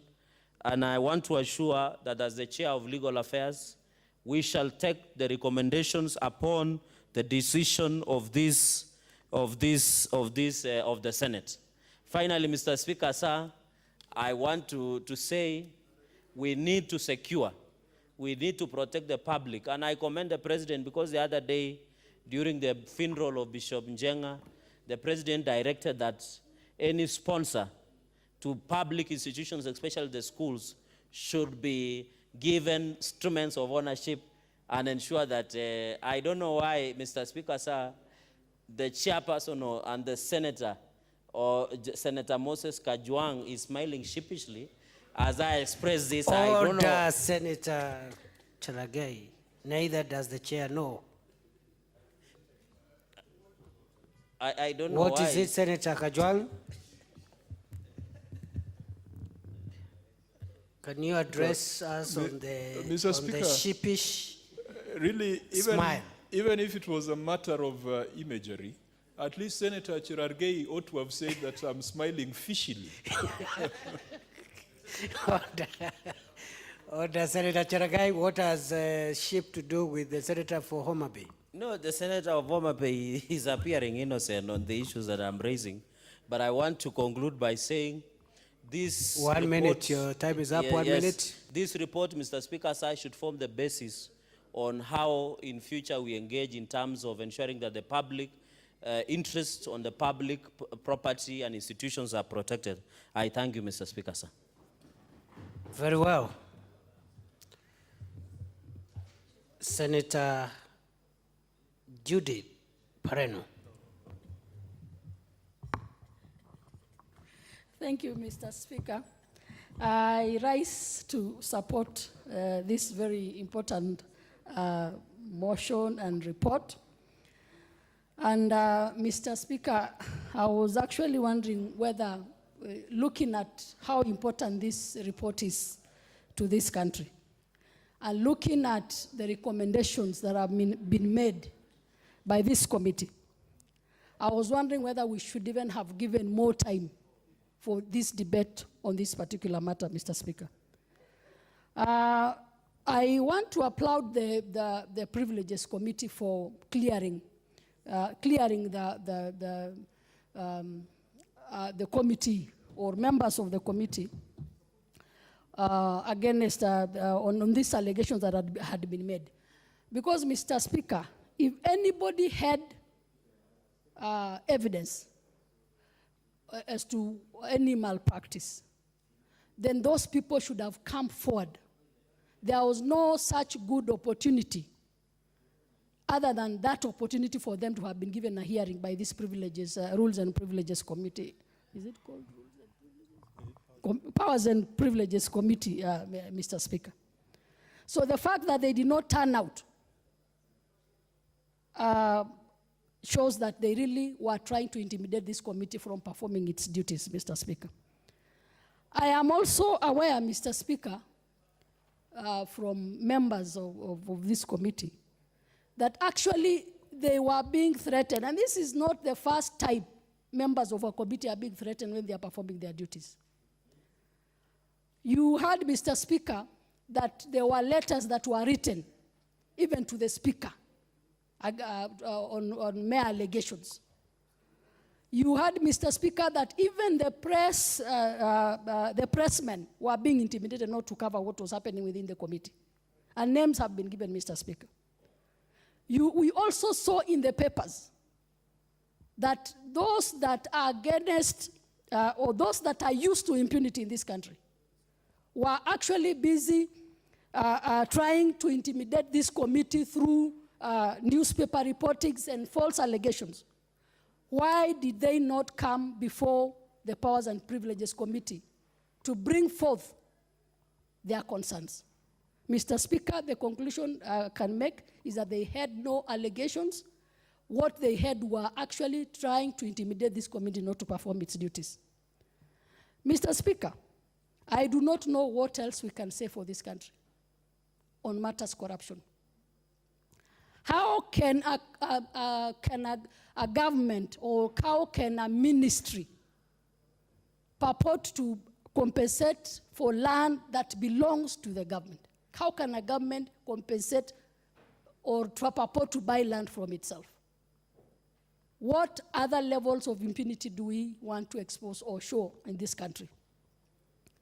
Mr. Speaker, I am so happy that this committee has come out so boldly, so strongly, to an extent that they have mentioned names. That Matiang'i, CS Matiang'i, that the former chairman of the National Land Commission, Swazuri, and several other officers by name should be investigated and prosecuted. Mr. Speaker, the issue is, will they be investigated and prosecuted as recommended by this committee? It is upon us as a Senate to follow up on the resolutions of this report after we pass today, because I believe we will pass. Shame on anybody who would want to Order. divert. Order. Sorry, Mr. Speaker. Out I of withdraw. order. You are out of order. I withdraw the word shame, Mr. Speaker. Thank you. Mr. Speaker. Not the word shame.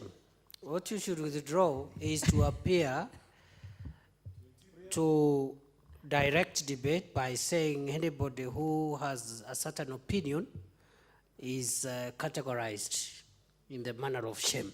That was not my intention, Mr. Speaker. In fact, withdraw the entire of that sentence. I withdraw the entire of that sentence because this did not really And reflect apologize my to the intentions. And I apologize, Mr. Speaker.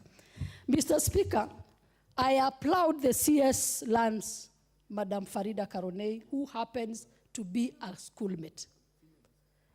The report that we have is that she actually, upon suspecting fall... Senator, are you applauding the CS because she's a schoolmate? No, I am proceeding to say why I am applauding her. So it's just by coincidence that you went to school together? I am simply just happy that a schoolmate has come out strongly on this one. Your time is up. I'll give you 1 minute to conclude with your schoolmates. Thank you, Mr. issue. Speaker. I wish to applaud her because immediately she suspected that there was foul play. She put a caveat on this land. We would have lost much more money than we are claiming right now, Mr. Speaker. And for that cause and for her actions, the public money, the remainder of the money was not released, and therefore I applaud her for that, Mr. Speaker. Finally, Mr. Speaker, upon KRA realizing that these companies were not fraudulent companies or alleged fraudulent companies were not registered, what did they do? Have they followed up? Do we have any cases to recover the money that is owing to the taxman from these companies? Mr. Speaker, it is time we acted, and I urge this House to approve and positively support this report, and that we should follow up to ensure that those that have been mentioned be prosecuted upon investigations. I support, Mr. Speaker. Very well, Senator Moreno. Even if you did not say, you did not disclose the school you went to with the Cabinet Secretary for Lands. Order, Senator. Order, Senator. You cannot speak after you have spoken on a motion. Now, next, I'll give the floor to the Senator for Kericho County, Senator Cheruiyot. Thank you, Mr. Speaker, for giving me this chance to share my thoughts also on this brilliant work done by our colleagues in CPIC.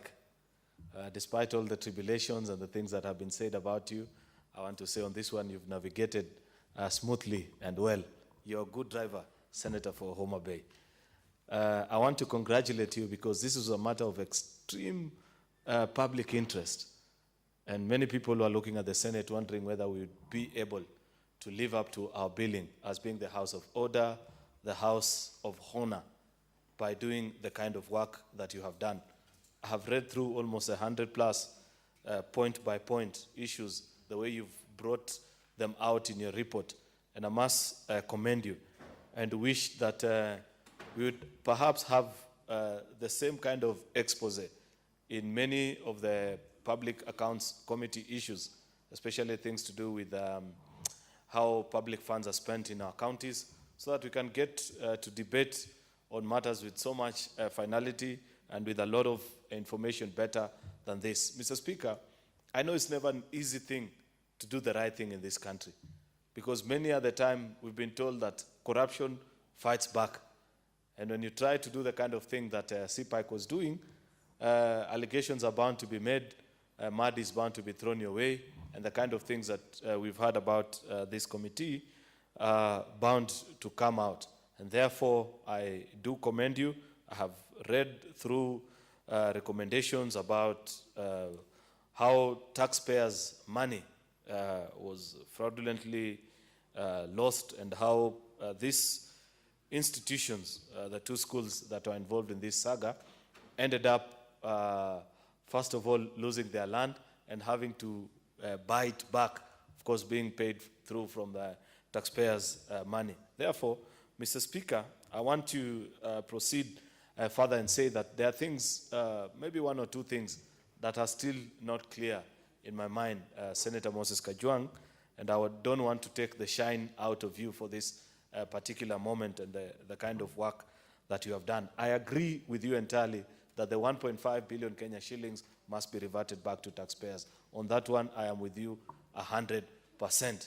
But you know that the philosophy of law is that you'd rather have 99 criminals roaming around in the streets than have one innocent man be sent to jail. And therefore, reading without proper evidence, reading through your recommendations, and that... Order, Senator Kabaka, you cannot carry tuition in the chamber. You are engaged in tuition. I don't know whether the senator for Kericho has paid fees.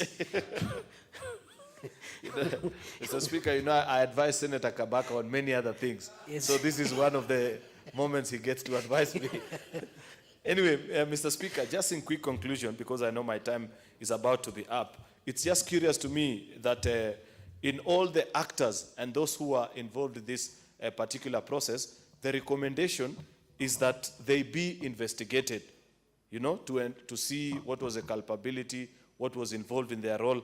But on recommendation number 9, it says there's a variation, and it says that for CS Dr. Matiangi and PS Belio, that they be held responsible, then further be investigated.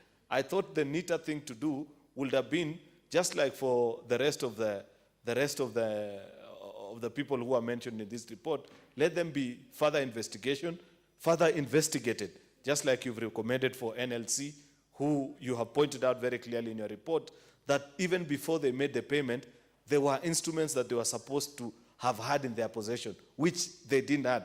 Therefore, if there was an issue of being held responsible, those should have been your first culprit that you should have held responsible, then investigate.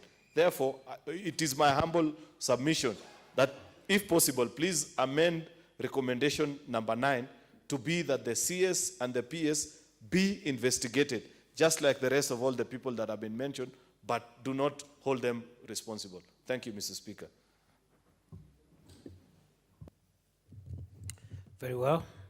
Senator Kabaka. Congress, thank you, Mr. Speaker. I've honestly waited for this opportunity so that I can hear my voice to this monster of land fraud in this country. I support the other senators who have spoken before me with regard of the Ruaraka land, that money lost, which has been obtained fraudulently, ought to be recovered, and the thieves put behind the bars. The problem, Mr. Speaker, sir, in this country is land fraud menace, which must be eliminated to protect the wealth of a nation, because we know that the wealth is derived nowhere other than from land. Mr. Speaker, sir, it is within the public domain that the headquarters of the land ministry, situated at the community, Hardie House, has 12 floors. But more often than not, you hear parties talk about documents that have been manufactured or rather prepared on 13th floor. Once those documents which are fake titles, are prepared and some conveyance is done, it means, therefore, like we say in law, no one can give better title than it belongs or than he has. The principle of nemo dat, non quota bet. I appreciate, I saw the Order, Leader of Majority. Honorable Speaker appreciating. Order, there is no intimidation here. Absolutely. And you can't give that is. And any you don't have. senator who is facing difficulties can require clarification. Proceed, Senator Kabaka, you are doing very well. Thank you very much, Mr. Speaker, sir, for that appreciation. But you need to know that these counterfeit titles, which are prepared by cartels, some even are prepared along River Road.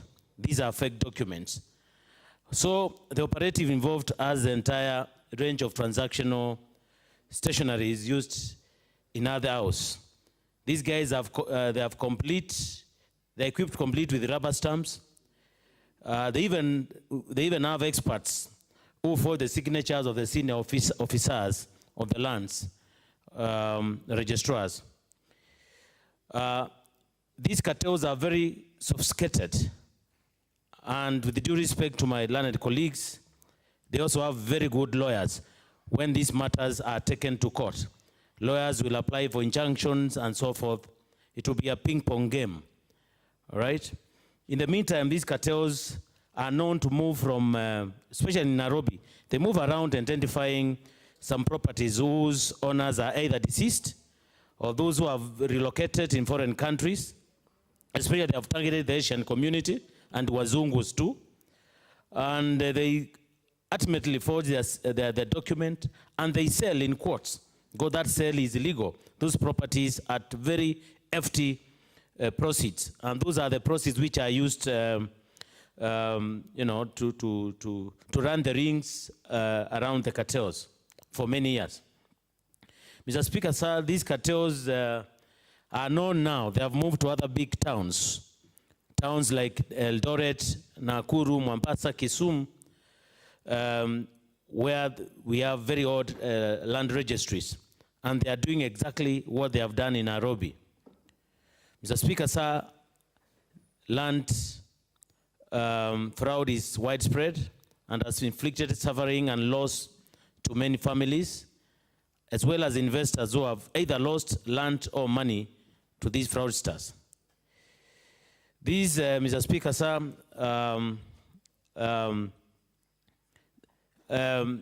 fraudsters have, I can say with confidence that they have created a parallel registration system to that of the government. And I was watching the leader of minority, Senator Orengo, when he was talking at length about what is happening. Especially, I would have wanted him to mention something when he acted, I don't know, when he was a Minister for Lands, what exactly happened, but he sort of delved away from that reality. Mr. Speaker, sir, to wind up, it is very interesting to note that... Your time is up, Senator 2 Kabaka. minutes, or 2 minutes I finish. One. I mean, okay, 1 minute. One. These cartels are known by those in the government. Actually, they act in code with those in government to prepare this document. But now, like Mr. Orengo, Senator Orengo has said, with a revitalized investigative arm of the government, together with prosecutorial agencies, I think it is high time that the war is upped so that we can have these people behind the bars and they should not enjoy the sweat of those who own the land legally. Thank you, Mr. Speaker. Very well. Senator Peter Ndwiga, Senator for Embu County. I thank you, Mr. Speaker, as I stand to support the work done by this committee. Mr. Speaker, what this committee has done is what makes one proud to be a member of this House, to be a member of the Senate at this time. We are elected to protect the interests of Kenyans at a time when nobody else can. Mr. Speaker, this committee has before been accused of so many things, but they have gotten over it. Mr. Speaker, as we talk about Ruaraka, this country today, and I was hoping that my friend from Narok would be telling us that his people are dying in poverty because we now cannot export beef out of this country. And the reason, Mr. Speaker, is that at the river, what's it called, KMC, Kenya Meat Commission, is inoperational. The land, as we debate this important report today, the land of Kenya Meat Commission in Athi River is in jeopardy. The Committee of Agriculture visited KMC 2 weeks ago, and we actually saw beacons on the land of Kenya Meat Commission. That is public land. But this is going on right now as we debate this resort. Last week, the Committee of Agriculture visited Kevavapi. Kevavapi is here in Embakasi. That's where they produce vaccine, which vaccine, Mr. Speaker, is meant to create in this country disease-free zones where beef can be, where we can get cattle disease-free, which is fit for export. We cannot do that today, Mr. Speaker. Why? The land, Kevavapi land, they have lost almost half of their land. And indeed, Mr. Speaker, right now, fellows are moving towards the main laboratories and the production plant of Kevavapi. Mr. Speaker, we have got to put a halt to this nonsense, and the country expects that this House will move steadfastly. I want to salute Senator Kajwang and your committee for beautiful work that you have done through a lot of intimidation.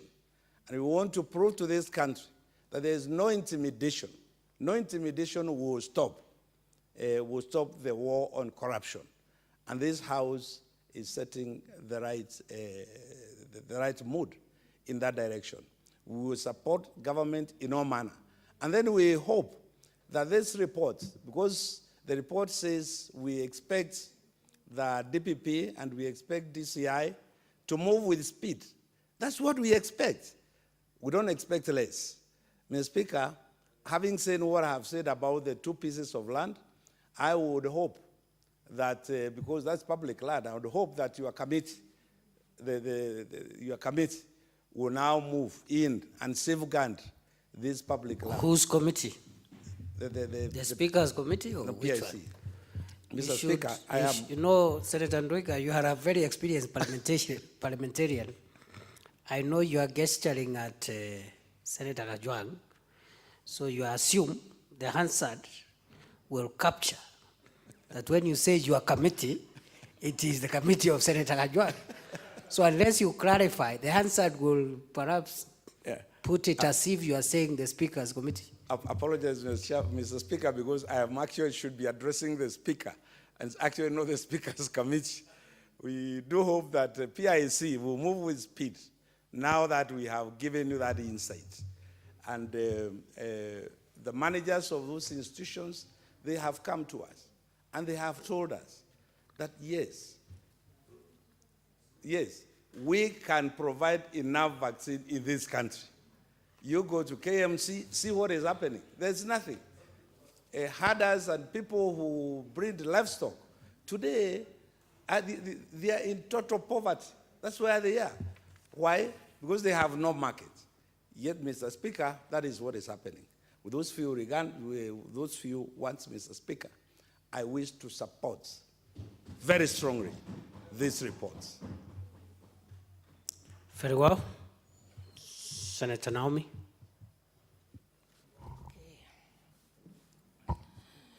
Senator Naomi Shiongo. Okay, fine. Thank you very much, Mr. Speaker, for giving me this opportunity. And Mr. Speaker, protect me because Senator here is calling me Scoop. I'm not Senator. Order. Order. Proceed. Thank you, Mr. Speaker, sir.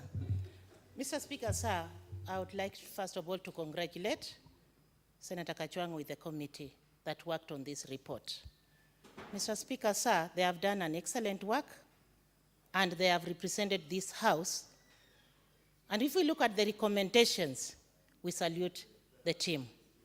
Mr. Speaker, sir, this team has worked under frustrations, under implementation, under all manner of humiliation, but they have stood their ground to defend and bring this report in the House.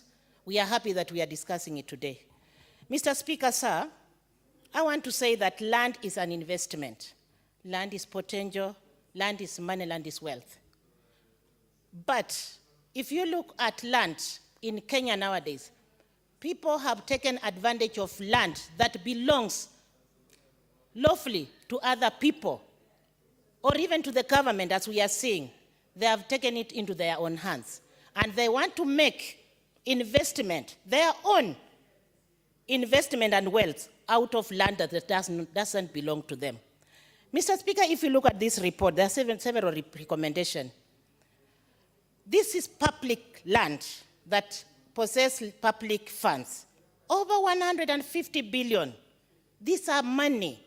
This is money that can pay workers of this country in a ministry and even go overflow. We cannot be suffering and talking about wage bill when such a money has been lost. Mr. Speaker, sir, if you look at 96 acres of land, whereby in 96 acres of land, we have land that has been subdivided. 35, for example, gone to GSU, like 13, not even like 13, gone to public, and the others, the land has been subdivided. Mr. Speaker, sir, but the land title deed still read the same, original.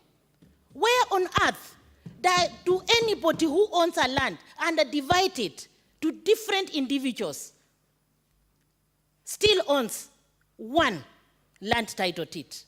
It does not happen, it cannot happen. Mr. Speaker, sir, this is fraudulent that has happened on the highest order, and it needs to be looked into. And if there is any recommendation, money has been lost here, and money needs to be recovered. Mr. Speaker, sir, I want to congratulate Minister Madam Farida Karne for having done a caveat on this land that has saved children of Kenya lots of money and land that was going to be stolen or has been stolen when she came in to make a caveat on the same. I congratulate her and I applaud her for her acts. Mr. Speaker, sir, if you look at the land and the corruption that is taking place in terms of land and ownership of land, there is a lot that needs to be amended. And as lawmakers, we are going to be charged harshly in this House. But we thank God because we are able to discuss and disclose and say and applaud those who are working against any ill motive that is being done.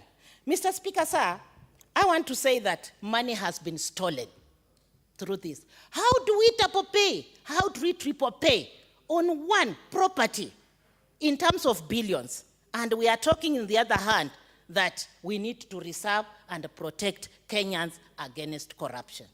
I applaud, and I want to support this with the highest degree in the world, that people should stop, whether in government, whether in private, making use or taking advantage of government properties, government money, and anything that belongs to a common mwananchi. Thank you, Mr. Speaker, sir. Very well. Leader of Majority. Mr. Speaker, permit me to first of all congratulate the committee and the chair of the committee, Senator Moses Kajwang, for doing a very good job, Mr. Speaker, even if I will have my own reservations on some of the recommendations. But Mr. Speaker, the overall commitment to serve and the desire, Mr. Speaker, to the passion that the committee exhibited, Mr. Speaker, despite all these challenges that they went through, to want to get to the bottom, the truth of this matter. Mr. Speaker, land issues are emotive and they are part of the problems of this country. I agree with Senator Kabaka, who has said that even in this Nairobi, there are so many, and we have witnessed many situations where people are being fleeced of their property, private members of public, especially with this ending of lease and the discussion about lease period and so forth. And Mr. Speaker, that really has become a problem, a cancer in the land sector in this country. Mr. Speaker, I want to thank the committee also for going further ahead to look at the historical situations that are related to this land, coming even to the conclusion that there have been previous payments, not just the 1.5 billion shillings, but to capture that there have been many other compensation related to the property that is along that road, Mr. Speaker, as has been established elsewhere. It's not just for the school, but also if you think about the compensation that went to the roads and so forth related to the same man and the same land. And so, Mr. Speaker, it seems like that property has become a cash cow for the same people to always, when they have no cash, they have no money, they resort back to the same issue. Mr. Speaker, having said that, I have been a victim of, Mr. Speaker, this kind of recommendations. Sometime last year, in the National Assembly, a committee of Parliament just sat and provided a committee report that one of it says investigate, and another one said indict, Mr. Speaker, so and so and so. And so, Mr. Speaker, I found it strange that our committee would say that do further investigation on the report, but say that hold somebody responsible. Mr. Speaker, granted, Parliament does inquiries, Mr. Speaker, on various issues that are taking place, but Parliament does not have prosecutorial powers, neither does it have the power to investigate crime for purpose of charging anybody. So, Mr. Speaker, it is true and right for the committee to say that, Mr. Speaker, there should be investigations, further investigation, and if found culpable, people be charged. But to say that ultimately to make a conclusion that so-and-so should be held responsible, Mr. Speaker, I think that is prejudicial. And particularly when the committee was making this recommendation, there were already investigations going on with DCI, Mr. Speaker, with EACC, and Mr. Speaker, we all know, because this is judicial notice, we take judicial notice of what has been happening in the public there. What is that else that this committee would hold anyone responsible that is far beyond the institutions provided for in the Constitution that finds criminal culpability of any individual? And I'm saying this, Mr. Speaker, with utmost respect, because I have a lot of, I had the same problem with the PAC Committee in National Assembly, where they went ahead and said there was a client that we represented, Mr. Speaker, or was represented by a firm that I have an interest in. That, Mr. Speaker, they went and said the client is good, Mr. Speaker, the client has no mistake, they didn't commit any offense, they found the contract fine, Mr. Speaker, and that they were paid rightly so. Then, in the conclusion, Mr. Speaker, no relationship between the findings of the report and the conclusion of that report. They went ahead and said that law firm, Mr. Speaker, must be held responsible. That law firm, Mr. Speaker, must be held responsible for money laundering, and the persons who are partners, managers, and whatever of those law firms must be charged. So, Mr. Speaker, you ask yourself, some conclusions that are made, Mr. Speaker, in this country, and I know how it pains, Mr. Speaker, to live out there with a report that seemingly indicts you, when even though, Mr. Speaker, the capacity and capacity of that institution to indict you does not exist. And then you will have to live with a report that says hold responsible, yet, Mr. Speaker, the persons who are supposed to hold you responsible and investigate are, Mr. Speaker, already doing investigation and could find that you are not responsible. Number two, Mr. Speaker, you are very much aware that I've read some of the documentation in this report, and if you look at the layers of approvals that were required for purposes of submitting that land, Mr. Speaker, it's not just the Cabinet Secretary that was involved in the approvals, Mr. Speaker. There was opinions that came from the Attorney General's office, Mr. Speaker. There is the institution that now they are saying investigate, the commission, all land under the Land Act 2012. Mr. Speaker, all acquisition of land, compulsory acquisition of land, is not done by the parent ministry or the parent national organization or the organ of government. And we read it even yesterday, Mr. Speaker, when we were attempting to amend the land law. It is the duty of the commission, Mr. Speaker, to acquire land on behalf of both national government and county government. It is not the duty of the individual institution to do so. That is why, in the letters that have been provided, the permanent secretary and the cabinet secretary wrote to the commission and told them, investigate, find out, should we really be paying these people? Is that the right way for us to regularize the school? And once the commission gives that okay, the Attorney General gives an opinion.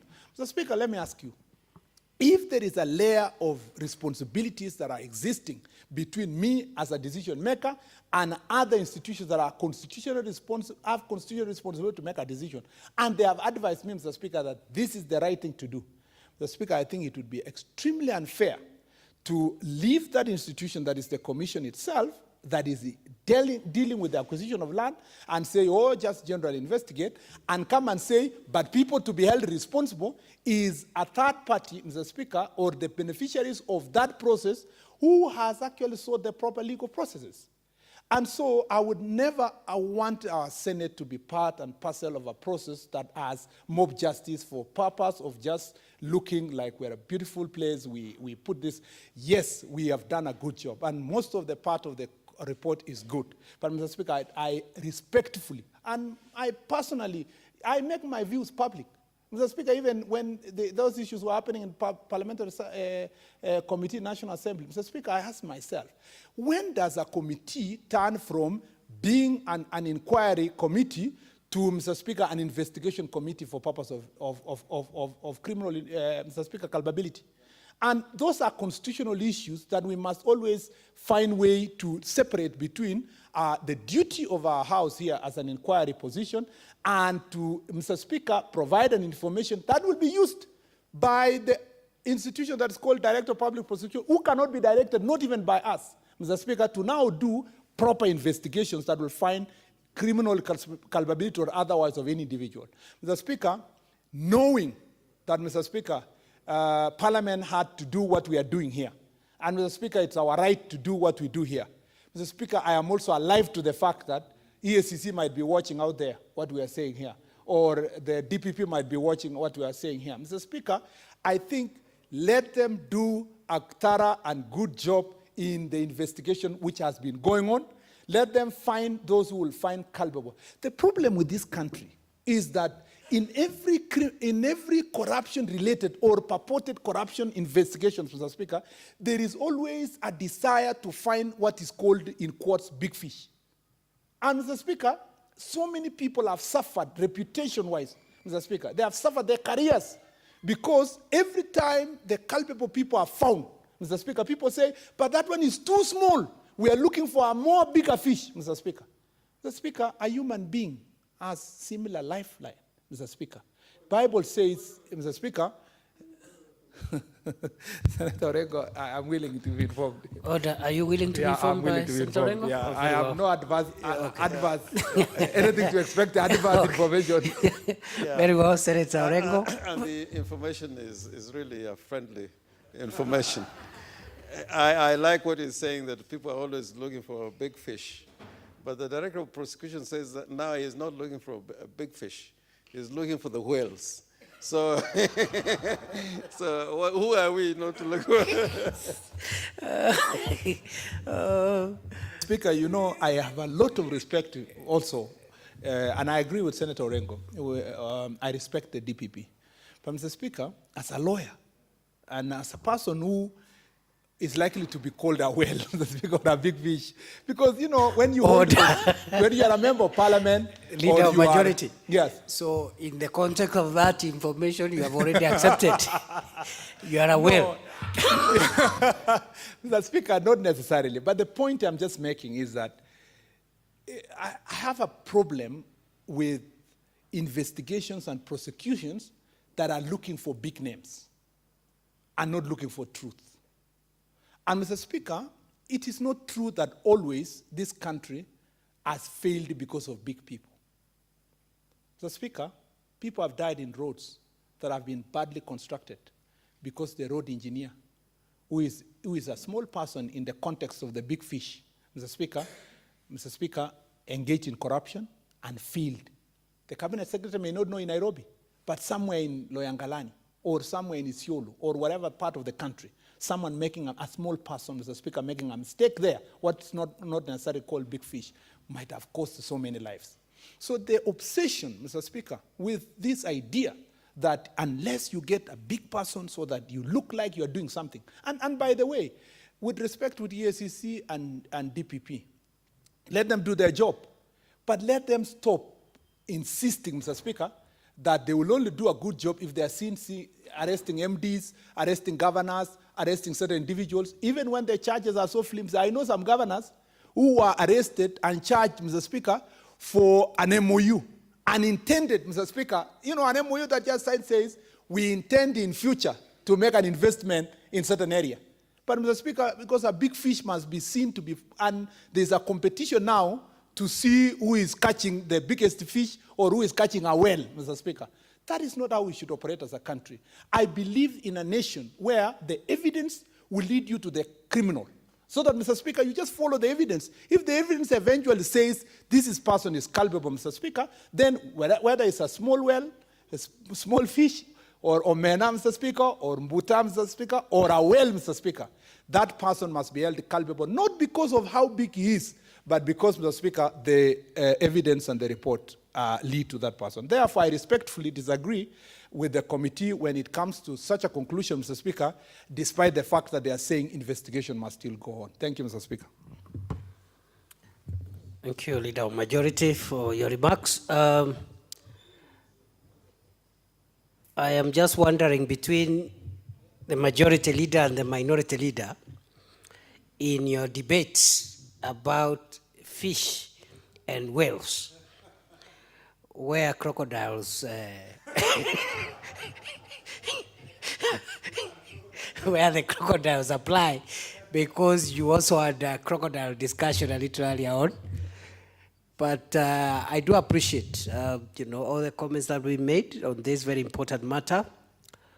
I'm afraid I can see one more request, but we've been on this motion the whole afternoon.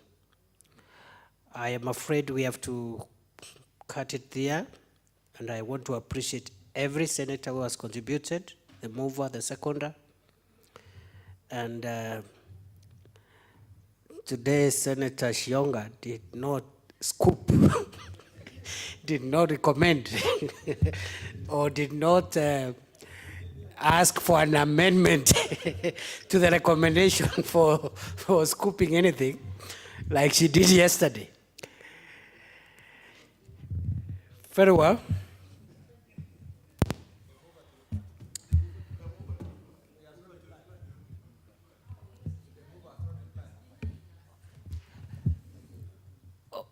Other senators, yes.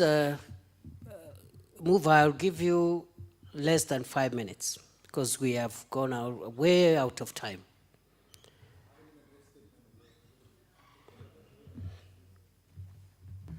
Thank you, Mr. Speaker. Mr. Speaker, I join you in appreciating all the contributions that have been made on the floor of this House.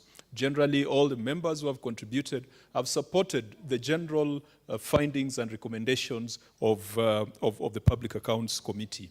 I do not expect that a House of eminent men and women like this, that we shall all think alike.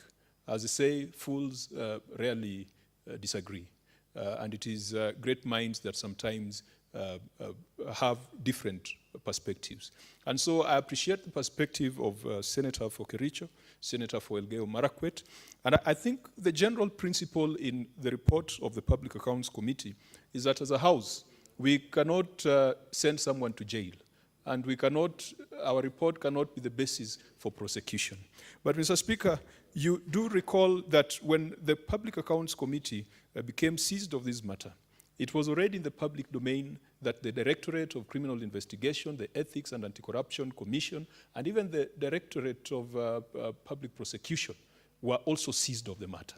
I do hope that whatever findings that we have come up with will help them to hasten the process of bringing closure to this matter. Secondly, Mr. Speaker, the question is, what can 3.2 billion do? because you're talking 3.2 billion here. Senate, when it was seeking a fund for monitoring and oversight, we wanted just 2 billion. So this payout to the Ruaraka dealers could have accommodated what Senate wanted to carry out effective oversight and to save billions of shillings that gets wasted in counties.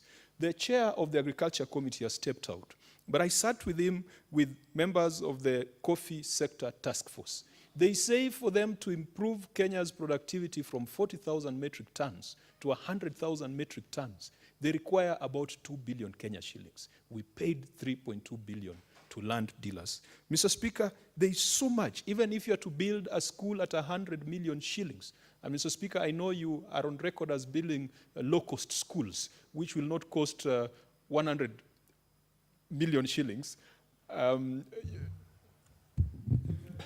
Order, Senator Rajon. What did you just say?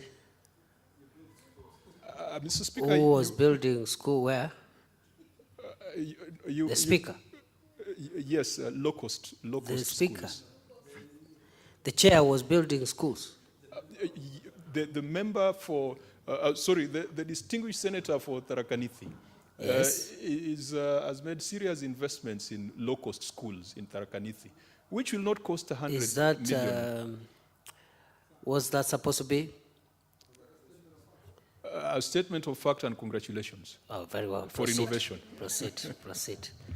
Thank you, Mr. Speaker. So even at 100 million, you'll still end up with 32 schools. Mr. Speaker, 3.2 billion is a lot of money. It can finance the budget of Lamu County for a year. What is our message to the children of Ruaraka as a Senate? We visited the school. We assured them that their learning shall never be disrupted. And Mr. Speaker, for those who disrupt the activities of little boys and girls, they deserve nothing less than what Senator Shionga proposed yesterday, that thing that she talked about. And so these people who use school land as pawns in a game of economic crime, they are sabotaging the future of this nation, and serious action should be taken against them. Finally, Mr. Speaker, the persons who appeared before the committee, Cabinet Secretary Farida Karonei, Cabinet Secretary Amina Mohamed, they were very candid. But Mr. Speaker, I want to mention one particular individual who appeared before our committee. Even though we ended up holding him responsible and recommending investigations, the Principal Secretary in the Ministry of Education, Dr. Belio Kipsang, when Dr. Belio Kipsang appeared before us, he is the one who made us aware of the task force that was established. In fact, it looked like Dr. Belio was shooting himself on the foot, but we took it that he was being honest. And for that honesty, we recommend him, even though it is that honesty that has now landed him in trouble. Finally, Mr. Speaker, the issue of responsibility. The Land Act, Section 107(1), says that the process of compulsory acquisition of land must be initiated by a cabinet secretary or a CC member. It is not the National Lands Commission. Secondly, Mr. Speaker, the NLC does not have a budget for compulsory acquisition. The budget comes from the parent or acquiring ministry. And that is why, Mr. Speaker, you cannot pin the NLC and the land sellers without assigning responsibility to the persons who are responsible for the main ministry. Mr. Speaker, finally, we do hope that when this House adopts this report, the necessary institutions, constitutional and statutory bodies shall ensure that the recommendations are implemented in good time, and we have gone ahead and even defined which committee of the House should follow up on implementation. Mr. Speaker, I thank you, and I want to thank the House for overwhelmingly supporting this motion, and I do hope that that verbal support shall also translate into the vote that we are about to take at the end of this debate. Thank you, Mr. Speaker. Order. Order. Retreat, Senator Kajwang.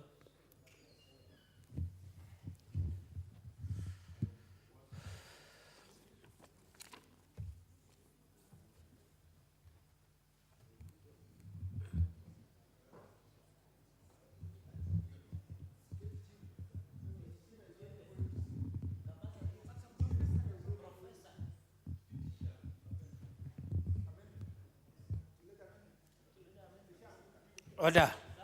Order, senators. Order. Order, senators. I also want to thank everyone for the debate this afternoon. You've tried to manage the issues within the standing orders. And therefore you didn't make my life as difficult as I thought. The life of an umpire can be difficult when there are contestations.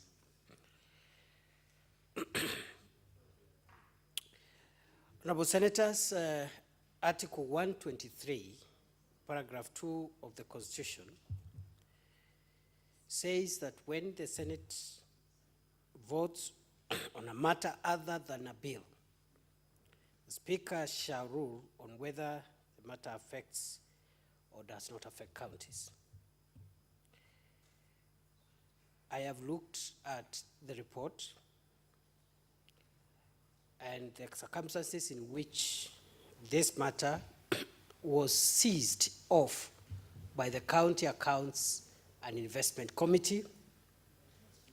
I have also looked at the fourth schedule of the Constitution, Part 2, Paragraph 8B, and I determined that this matter concerns counties. And for that reason, I want to ask the mover, in our usual tradition, whether you would like the voting to proceed, in which case we will go to the voting procedure, subject to the ringing of a quorum bell, or you would want to make an application. Mover.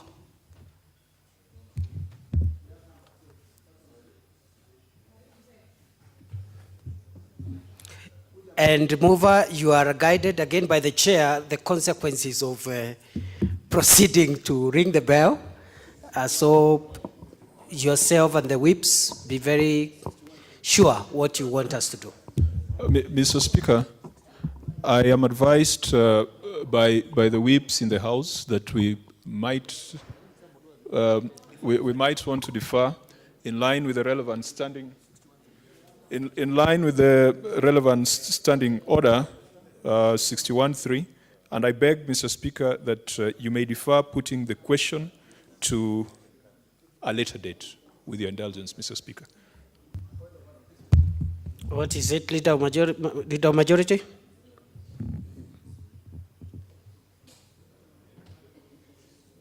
The Speaker, I think the tradition we have established in this House is that when we have a vote, we should ensure that we are more than 24. That is at least more than 24, even though it's not... At least 24. Yeah, 24 and above. Even whether or not, even though the standing orders or the Constitution does not require that, but it's a tradition. Because every to avoid a technical failure of debate on technical grounds. Mr. Speaker, we were sitting with my whip and the whip, majority whip, and we were counting. It's sort of, we have the numbers, Mr. Speaker.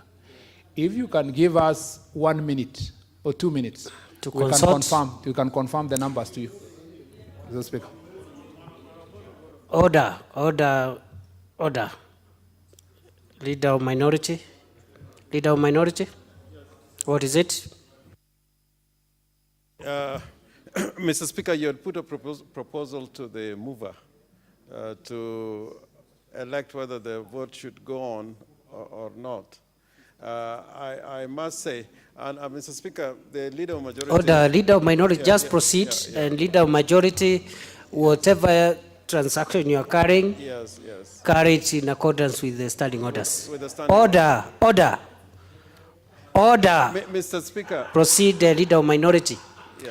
Order, Senators. Order, Senator Charagai. Mr. Speaker. You've done very well this afternoon. Don't spoil the afternoon. The Leader of Minority shall be heard. Mr. Speaker, during the debate, it was quite obvious in the contributions of the members that there was a bipartisan position being taken by both sides of the House. One. Secondly, this determination has been made towards the tail end of this, the debate on this motion. So I would ask, in the similar fashion in which some people have come at the end without participating in the debate, we give other people who did not participate in the debate to come and take part in the vote. If all we want now is to vote. But I'm saying that to encourage this bipartisanship, Mr. Speaker, you've seen in this House, a lot of times things are agreed on a bipartisan basis.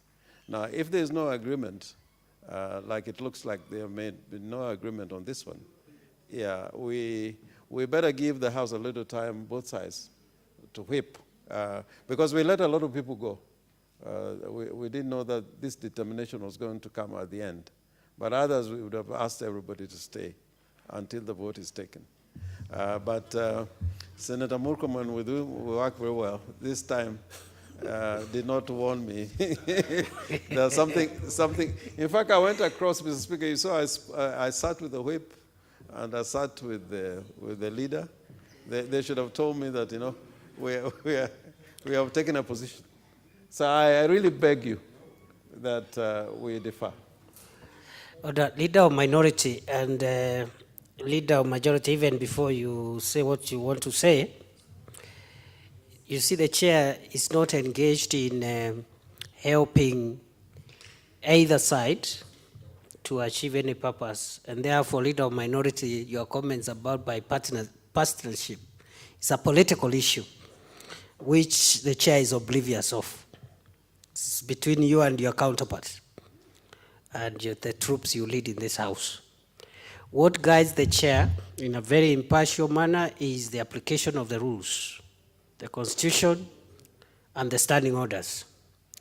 And for that reason, I want to clarify, number one, order, Senator Charagai, order. You're extremely disorderly.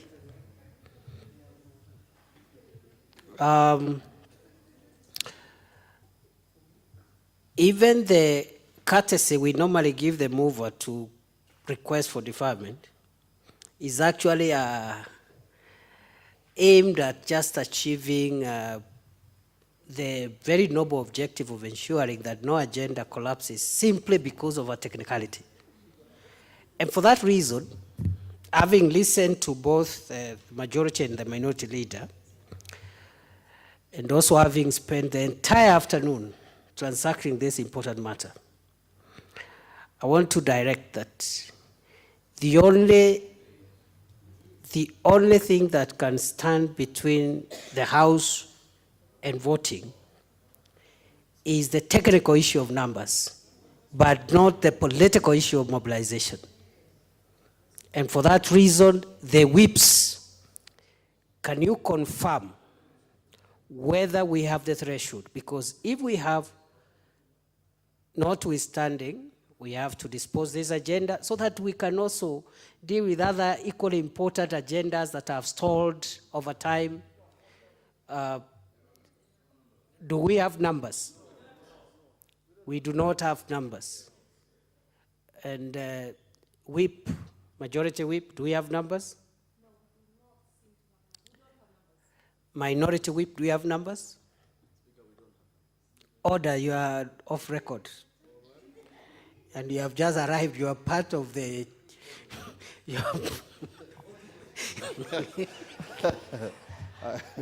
I couldn't help. We had a small issue about the Building Bridges initiative. Mr. Speaker, we have no numbers. And we did not alert our members that we were going to vote on it. That's part of the reason.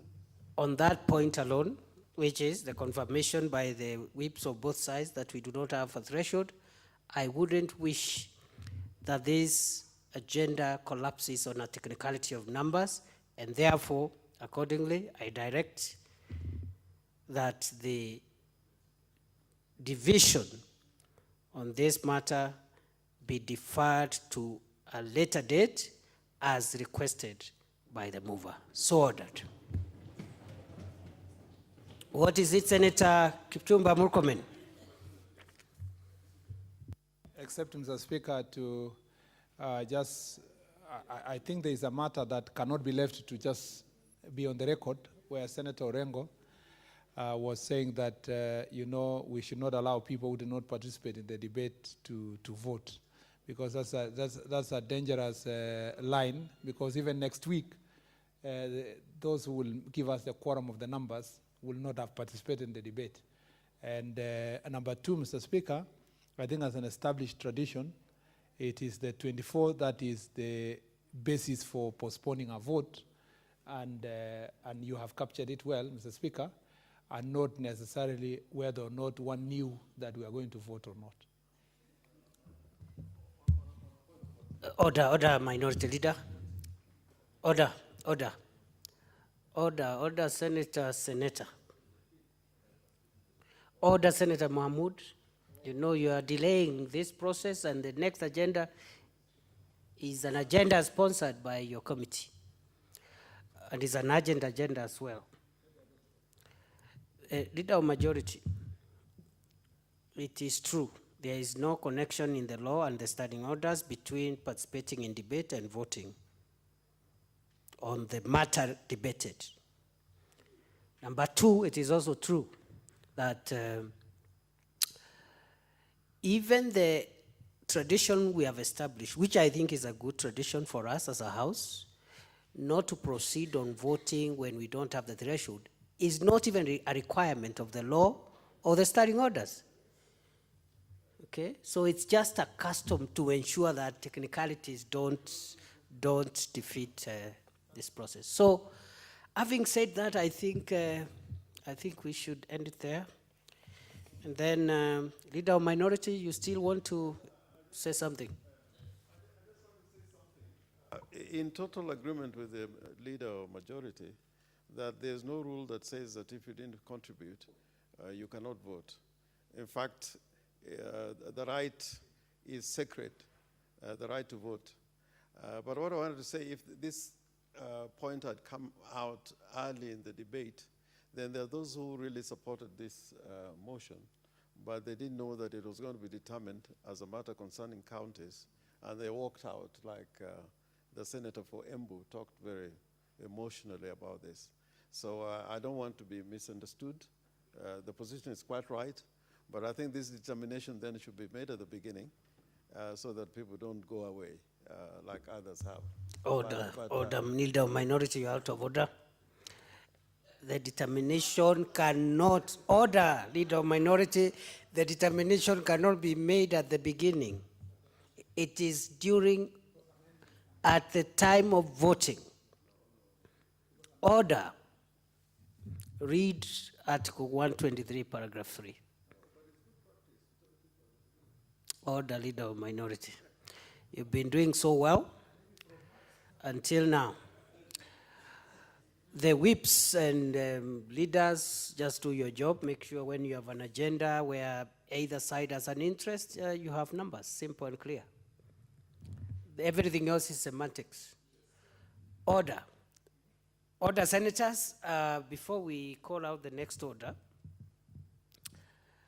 I want to apply Standing Order 40, Paragraph 2, which says that the business of the Senate shall be disposed in the sequence in which it appears in the order paper, or in such other sequence as the Speaker may, for the convenience of the Senate, direct. And accordingly,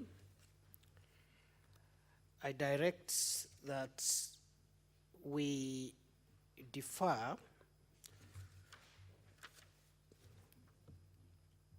I direct that the agenda appearing as order number 11 be deferred, and I further direct that we proceed now with, in the supplementary order paper for today, we proceed with order number 8, and time permitting, because I see Senator Kwamboka is back, time permitting, we can proceed thereafter with order number 10. Order.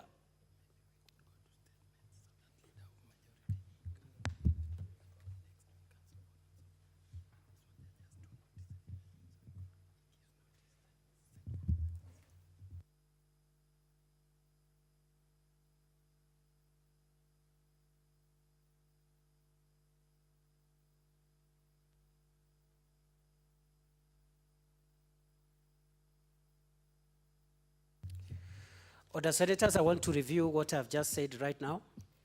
We'll skip notices of motion. The senators are not present for the two notices of motion.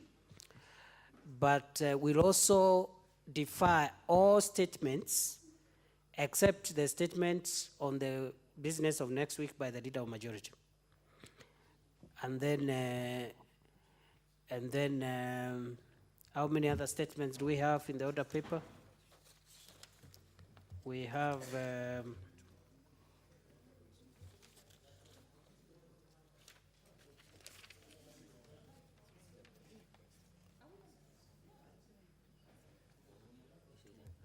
very well. I remember yesterday we had deferred the statement by Senator Mwaruma and Senator Fatuma Dulo to today.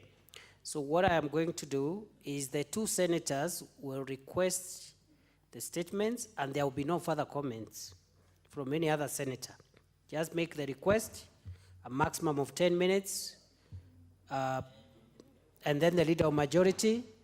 After that, we go to order number 8. Time permitting, we deal with order number 10.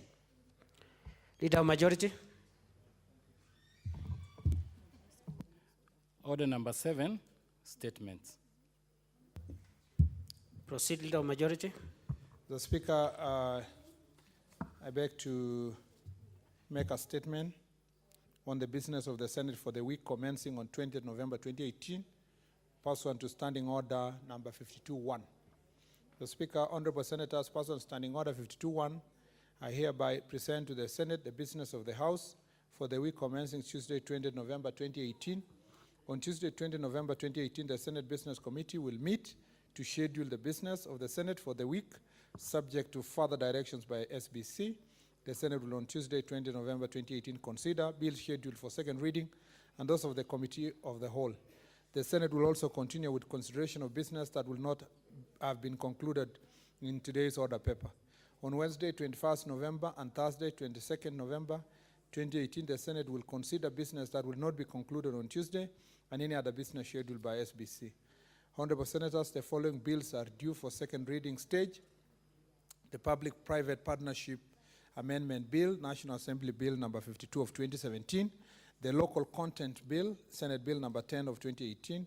The County Statutory Instrument Bill, Senate Bill number 21 of 2018. The Treaty Making and Ratification Amendment Bill, Senate Bill number 23 of 2018. The Statutory Instruments Amendment Bill, Senate Bill number 24 of 2018. The County Compliance and Enforcement Bill, Senate Bill number 25 of 2018. The County Early Childhood Education Bill, Senate Bill number 26 of 2018. The Preservation of Human Dignity and Enforcement of Economic and Social Rights, Senate Bill number 27 of 2018.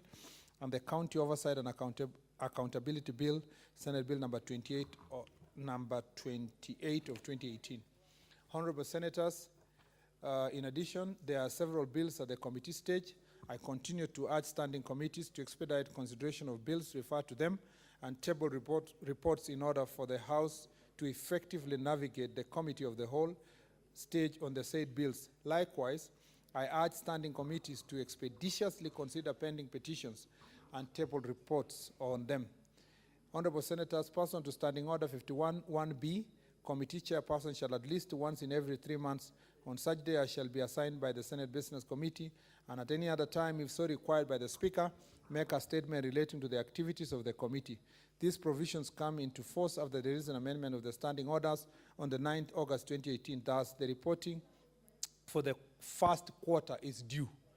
In this regard, at its 28th sitting held on Tuesday, 13th November 2018, the Senate Business Committee considered and approved the schedule for reporting by committee chairpersons to facilitate the aforementioned statement. The approved schedule of reporting is attached to this statement. For next week, the following committee chairpersons shall make statements as follows. Agriculture and Livestock Committee, Livestock and Fisheries Committee, Wednesday, 21st November 2018.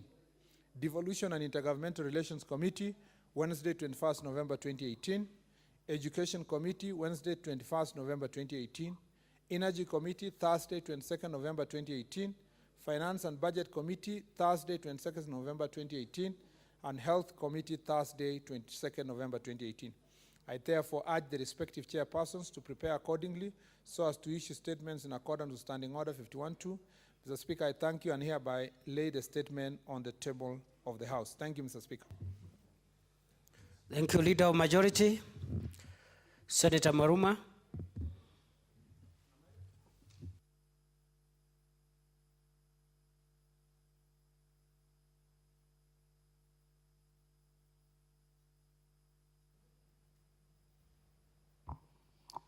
Thank you, Mr. Speaker, sir.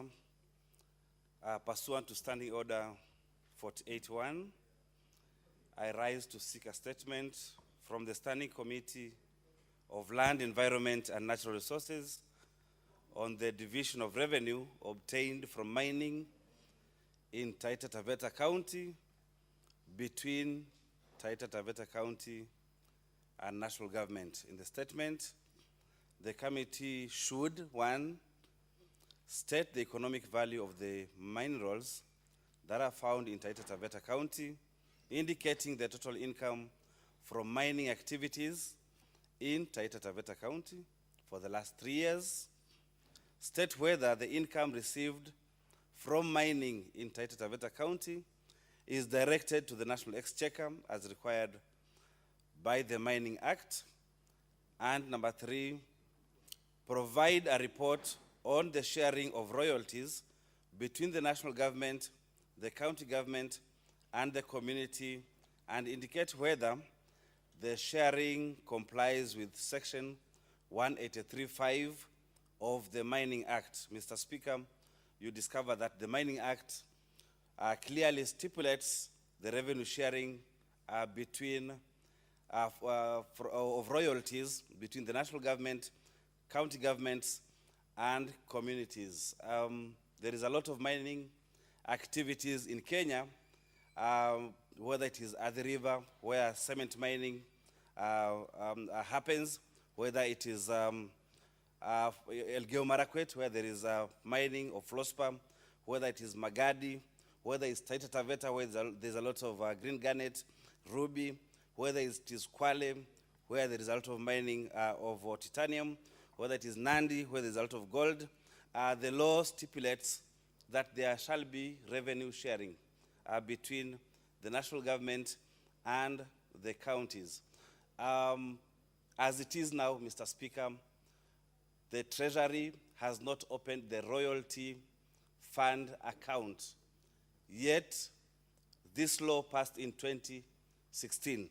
Now, I'm asking specifically for Taita Taveta to know whether the companies that are doing mining in Taita Taveta are remitting the royalties to the national government, and if they are being remitted, how much has been collected, and how and when that revenue would be remitted to the county government and to the communities.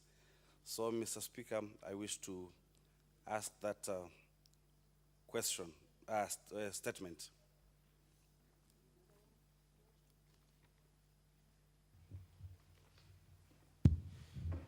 Very well. Senator Maruma, have you made any specific request? I think we'll commit maybe to a committee. Then I have a second one. Maybe I can move on. Order, Senator.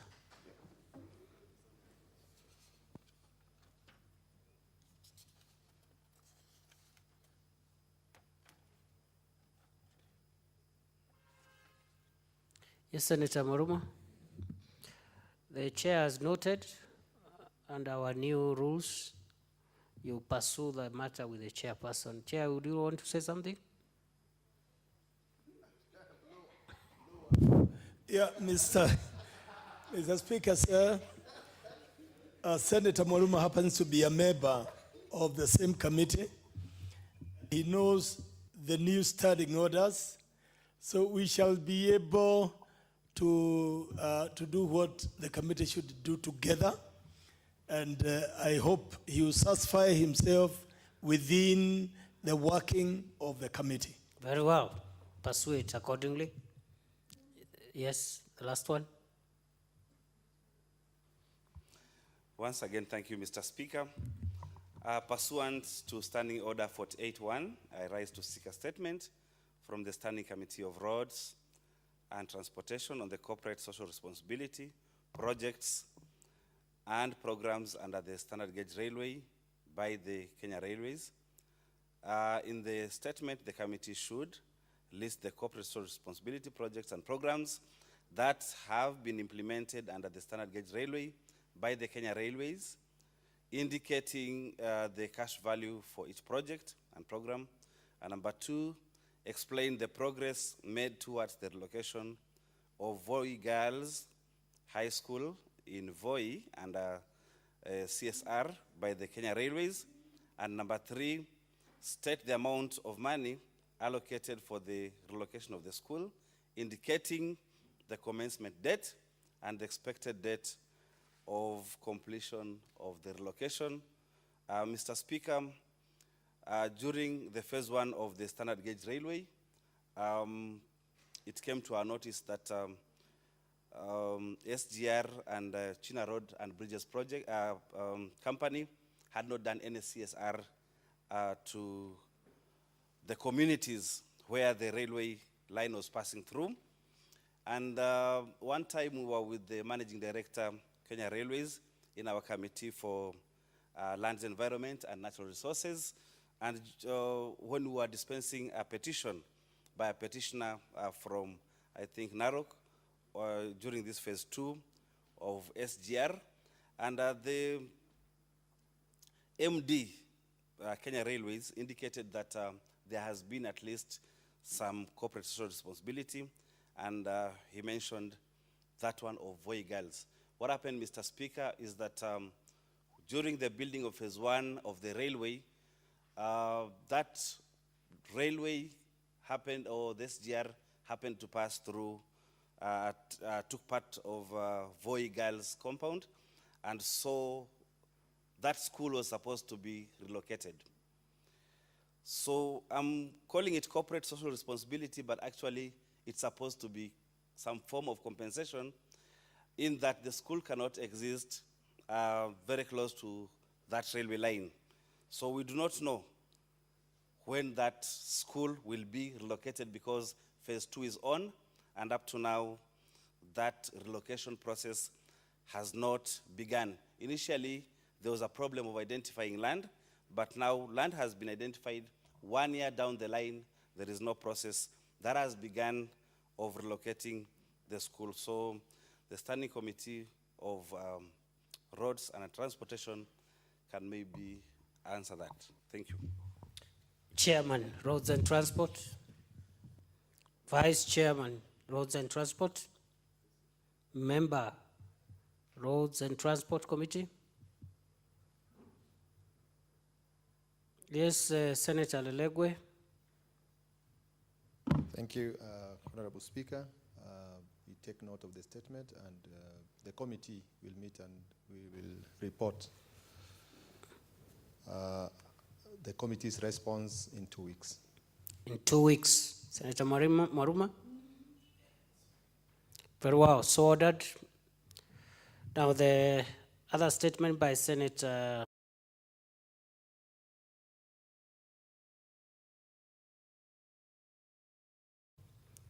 I also want to just clarify that we will defer the item appearing under order number 10 and order number 11. And therefore, we now go to order number 8 and proceed accordingly for the rest of the afternoon. Next order.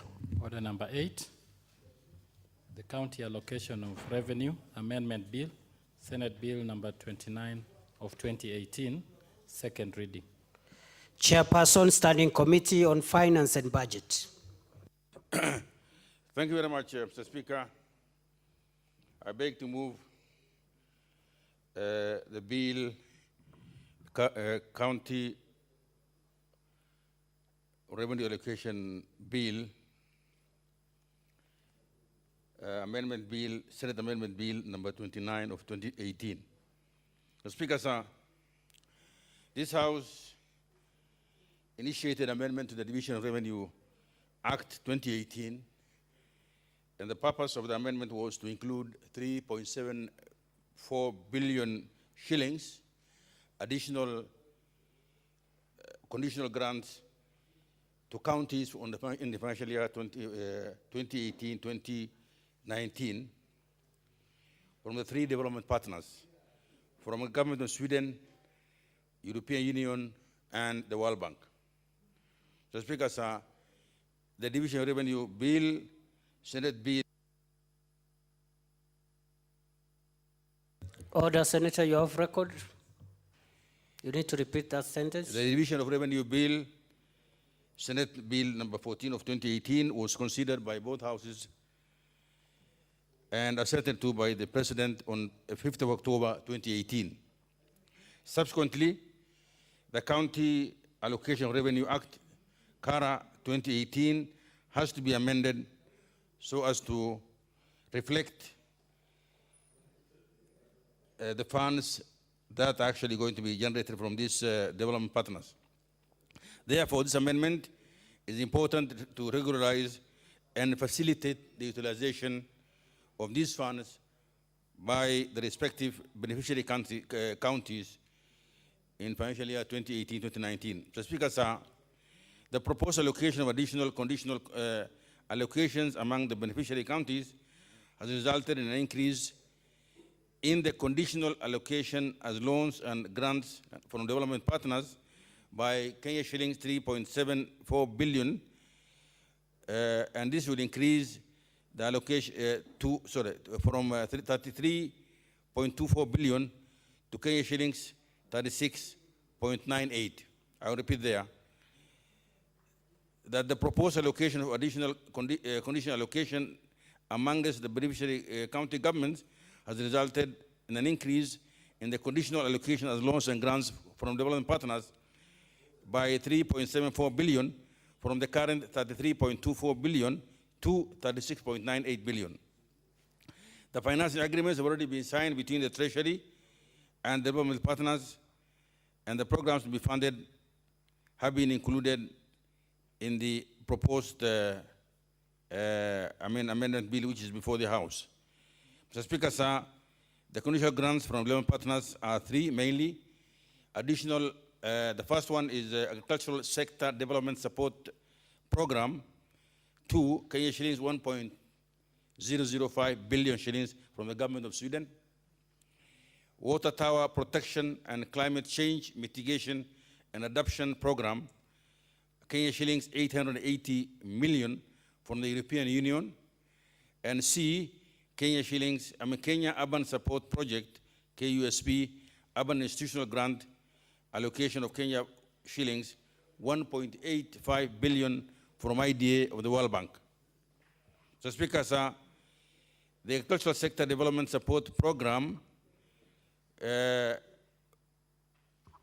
will benefit the 47 counties and will be implemented through the National Government State Department of Crops Development. The Water Tower Protection and Climate Change Mitigation Program will benefit 11 counties, and specifically the program will be implemented in Cherangani Hills and Mount Elgon ecosystems and includes Lake Victoria and Turkana basins. It will also address a number of cross-cutting issues like climate change, gender equality, good governance, and human rights. It will be implemented through the National Government's Ministry of Environment and Forestry. It will benefit the 11 counties, that is Bungoma, Busia, Elgeyo Marakwet, Kakamega, Kisumu, Nandi, Siaya, Trans Nzoia, West Ngishu, Vihiga, and West Pokot. So, Speaker, sir, the other grant, Kenya Urban Support, Urban Institutional Grant, allocation of Kenya shilling 1.85 billion, will cover 45 counties, excluding Nairobi and Mombasa. This allocation for the Urban Institutional Grant will be implemented through the national government's State Department of Housing and Urban Development. So, Speaker, sir, why we are bringing this at this stage, there was a disconnect on the timing of signing of the conditional allocation agreements with the development partners and the inclusion of this conditional allocation in the Division of Revenue Bill and the county allocation of revenue bill at the time when these two bills were enacted. This has resulted in the increase of number of proposed amendments after the enactment of the aforementioned bills. There is need, of course, as we go forward, for harmonized time frame for these conditional allocations so as to ensure predictability and credibility of the budget process. At the beginning, the Treasury wanted us to include this money in the CARA without being in DORA, but we stood our ground and said, you must, whatever is in, what's going to be in CARA must, first of all, be enacted in DORA. That's why we're here. So, Speaker, sir, the conditional allocations from loans and grants from development partners to the county governments have increased over the years. And therefore, there is need for a framework for reporting to the Senate. Currently, we don't see any framework for reporting. In fact, the reporting is only on the share of revenue. So there must be a framework put in place. The performance of these conditional allocations by the implementing national government ministries must be actually looked at and reported on. Noting the increased number of projects funded through conditional grants, I implore the various standing committees of this House to take keen interest in the implementation of projects funded by conditional grants. They should engage respective state agencies and department ministries charged with implementing specific projects with a view to determining the effectiveness of discharge funds. So, Speaker, sir, as we go forward, in fact, last time we heard that there was going to be some change in allocation of from allocation to the counties. I'm glad nothing has come to us so far. In fact, this House should resist, once we enact this CARA, any amendment which will come through without the support of this House should not be accepted. So, Speaker, sir, this is a very important amendment to the bill, and in fact, we should fast track it so that these funds can be channeled to the counties because already we are way into almost half of the financial year. So, Speaker, sir, while on this floor, I want to report that I think counties have reported some receipt of some funds from the Treasury, and I think I was told for now they are about 2.5 months behind, and we will, going forward as a Committee of Finance, ensure that counties get the monies that they are supposed to get as per the schedule that this House passed. With those few remarks, Mr. Speaker, sir, I beg to move, and I'll ask Senator Cheriot to second.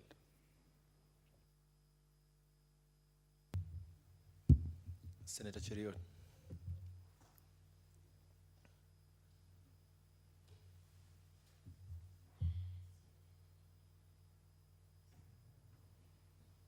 Thank you. Thank you, Mr. Speaker. Mr. Speaker, I beg to second that the County Allocation of Revenue Amendment Bill 2018 be read a second time. Mr. Speaker, this is an extremely important amendment that you're making to the earlier on passed CARA bill for the reasons that have been ably shared or deliberated by my chairman, and therefore I do not want to repeat what he has said, but I just want to bring to the attention of this House that when we did the public participation for this particular bill, Mr. Speaker, I was part of the team of committee members that sat at the old chamber and listened to members of the public. Interesting that day, two gentlemen, it's only two gentlemen that showed up before our committee, and by facial value, would have easily dismissed them as busybodies or some of those people who just shows up at committees to be a nuisance or just to listen. But it's not until they engaged us as a committee that we realized that there is an increasing concern from members of the public on what is the exact position of Senate on matters of holding county governments to account with regards to how public funds are being spent. Mr. Speaker, the two gentlemen that appeared before us told us that today we have not come to either oppose or raise issues with how these funds have been allocated, the additional grants and loans that are being added on to CARA, but of concern to us is that we are asking you as a Finance Committee of Senate, what is your stand in all these issues that you are reading in the media about governors buying palatial homes and billions of money being looted out of our counties? And they really engaged us for about 10 or 15 minutes, and you realize that there is a growing sense of desperation amongst our population that if, as the Senate, we do not rise up, and I want to propose that during the long recession, the House Business Committee should really crack its head and think through our organization about, first of all, one, how we, the speed with which we are looking into audited books of accounts for our counties, while we're still considering 2014, 2015, surely, Mr. Speaker, what audacity or what courage do you have as a senator of a particular county to go back to your county and say that I'm the person charged with the responsibility of providing oversight for the funds that are being sent to my county? Mr. Speaker, it is something that if we are not careful, and with all this politics that keeps on going around about Senate being a toothless dog that we can easily do away with, sometimes I find that we shoot ourselves on the foot by not coming out strongly. I remember, and that's why even when I was making my contribution earlier on to the report that we were debating before us, I asked CPIC whether, while handling the reports of audited accounts from our counties, they can give us a detailed report like what they did for Ruaraka and point out where the errors are. And I think it's no longer an issue of CPIC anymore. I think a time has come, Mr. Speaker, where we need to question the whole organization of whether it is prudent that we are a house of oversight. Then we only charge the responsibility to a group of 5 to 10 senators and say, take charge. I think this is work that we should be able to divide amongst all the 47 delegations that are in this house. I should be able to sit in the committee that, for example, reads through the audited accounts of Kericho County, so that when I stand in a public baraza in Kericho, I know what I'm speaking about. I've not just gone before the committee as a friend on the day that they have invited the governor. I should be able to interact with the report that is being brought. I look at county governments, Mr. Speaker, like a company where the governor is a chief executive officer and the senator is a chair of the board. The person charged with the responsibility of giving strategic direction and ensuring that the person who has the accounting powers does what was meant for. So that I can assure you, if today you set an exam in this house, Mr. Speaker, and ask each of our 47 senators to just give you a breakdown of the figures of, say, the financial year that ended in 2017, how many can tell you how much, what was the resource allocation to their county, how much did they collect in terms of revenue, what was the expenditure on remuneration, how much went to actual development, acquiring of assets. That's a simple breakdown that any person running a business can tell you. Even a Mamamboga running a kiosk can tell you that this is what cost me to run and operate my business. Unfortunately, for us senators, we haven't risen to that level to know that we are charged with the responsibility. 20, 30 years from now, when you'll be in your county as a retired politician and people want to know what some of these grants and some of these debts that are being accrued by counties did in our county government, you should be able to provide an answer and provide it accurately and justifiably and say, you are paying this amount of money because at that time we used your money to equip the local referral hospital, or we were able to conserve the forest as part of the grants that are being given here are going to do. You know, the debt that is being taken on by our county governments, Mr. Speaker, the truth of the matter is that in future, residents of our county will pay. And they want to know the person who was supposed to keenly look and ensure that residents got value for money. Aren't we abdicating our responsibility, Mr. Speaker, when we allow ourselves to just come and issue statements and feel nice about it, call it a day, and leave as we have left? How comes when reports of public accounts are tabled, we do not get the kind of interest that we got a few minutes ago when you were discussing a matter like Ruaraka? It should be the duty and the concern of each and every of our colleagues to debate the Auditor General reports about their county and raise specific tangent issues. Therefore, I propose that after the passage of this bill, please, House Business Committee, can you retreat and devise a better formula than what is currently being used? Because we have tested it for 6 years, last Senate and this particular one, and the truth of the matter is that it is not working. We need to find a better formula for holding our governors to account so that they know that even when I appear before Senate, I am appearing before a very informed committee that will put me to task, so that once you're done with the issues of paper, you now retreat back to your county and you go and see. When your county government now says, we did water reticulation projects of up to X amount of money, you can physically go and inspect these projects and see that for this project that my county spent 30 million, was it value for money? But the truth of the matter is that we have not, even if we have not been able to do the simple oversight that can be done with pen and paper in the House of Senate, can we even claim to any form of responsibility to do the one that you need to physically inspect? And therefore, I challenge us as a House to really take into keen consideration and great attention and focus the oversight role that is expected of us, such that we ensure, Mr. Speaker, that the funds like these ones that we are passing to our county governments are put to proper use, so that future generations can know that the House of Senate made a pronouncement. They took the governors to task during the time that they were in office. They proposed and stood their ground on issues when issues did not go right. And as a Senate, we can finally assert ourselves and ensure that Kenyans get value for money. I look at Senate, finally, Mr. Speaker, as the last wall of defense for devolution. The minute Senate crumbles, the minute citizens give up on Senate, that will be the end of devolution.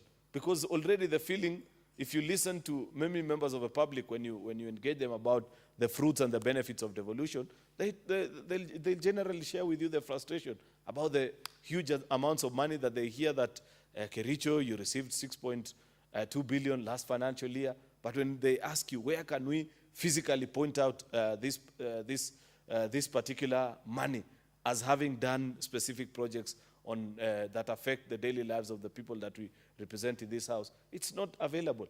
If we are answerless and mum on it as senators, then we are not doing justice to the people that we represent in this House. And therefore, Mr. Speaker, with those very many remarks, I want to support, and I second, Mr. Speaker, that this bill be read a second time. Thank you.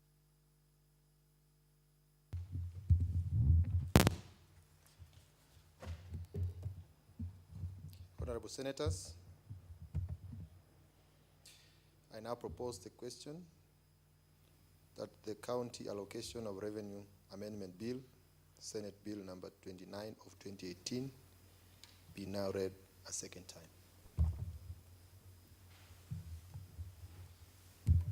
Senator Mtula Kilonzo Jr.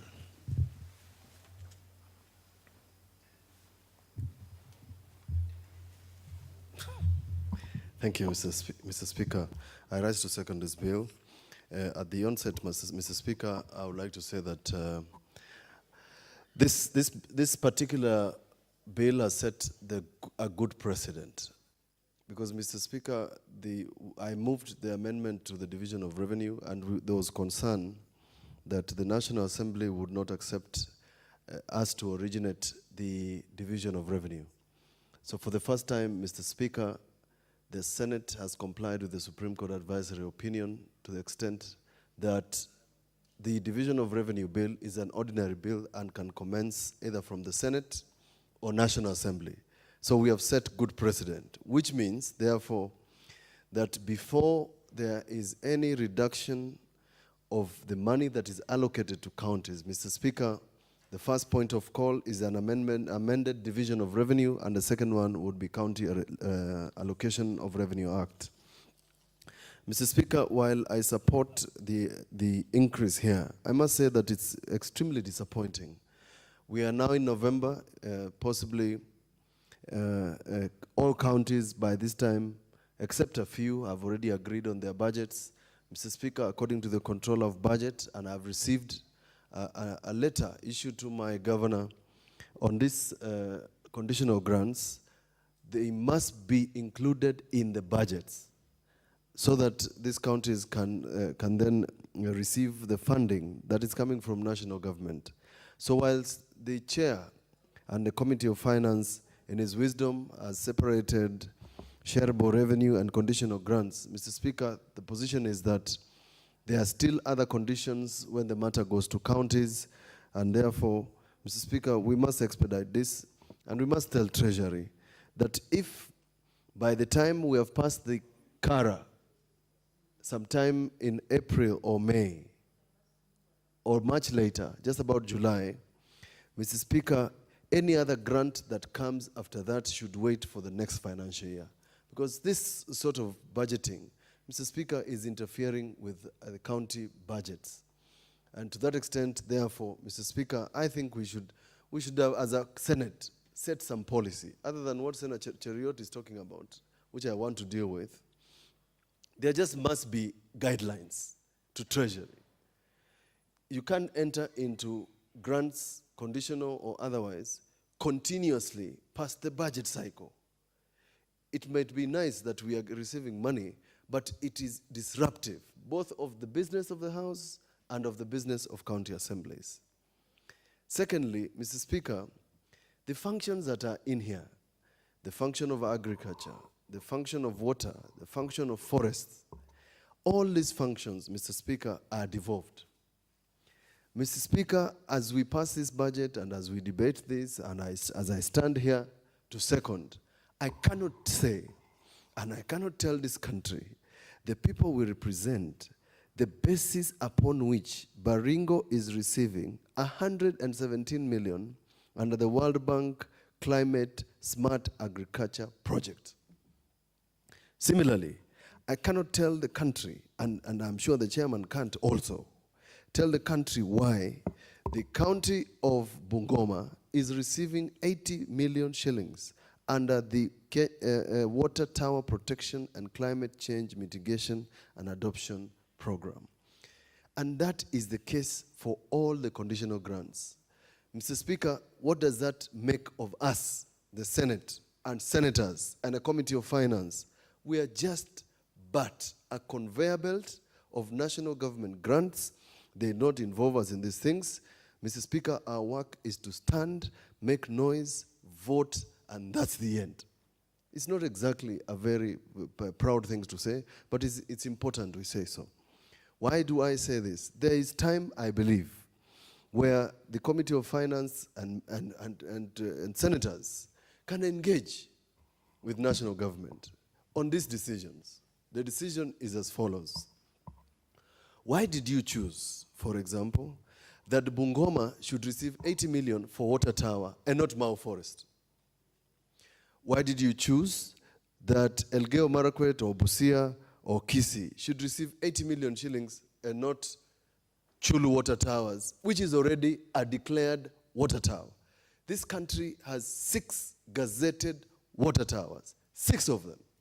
We have received a grant, 11 counties are receiving, and the ones where they are gazetted water towers do not have resources. That is the sort of inquiry that the Committee of Finance ought to make, where senators can understand, why are we giving people money for agriculture?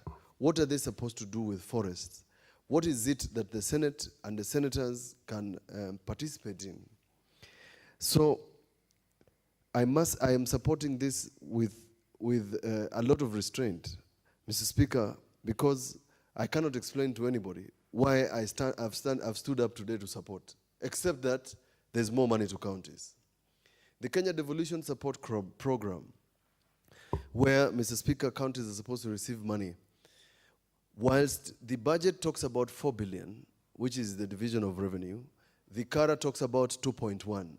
So what happened to the 1.9? Where is it? Who is keeping it? And why are they keeping it?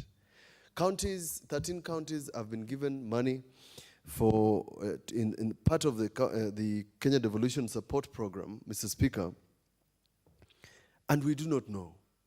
Why did 13 counties qualify, and why have the rest not qualified? What is it that we can do as a Senate to expedite the release of money to the rest of the other counties? That information is important.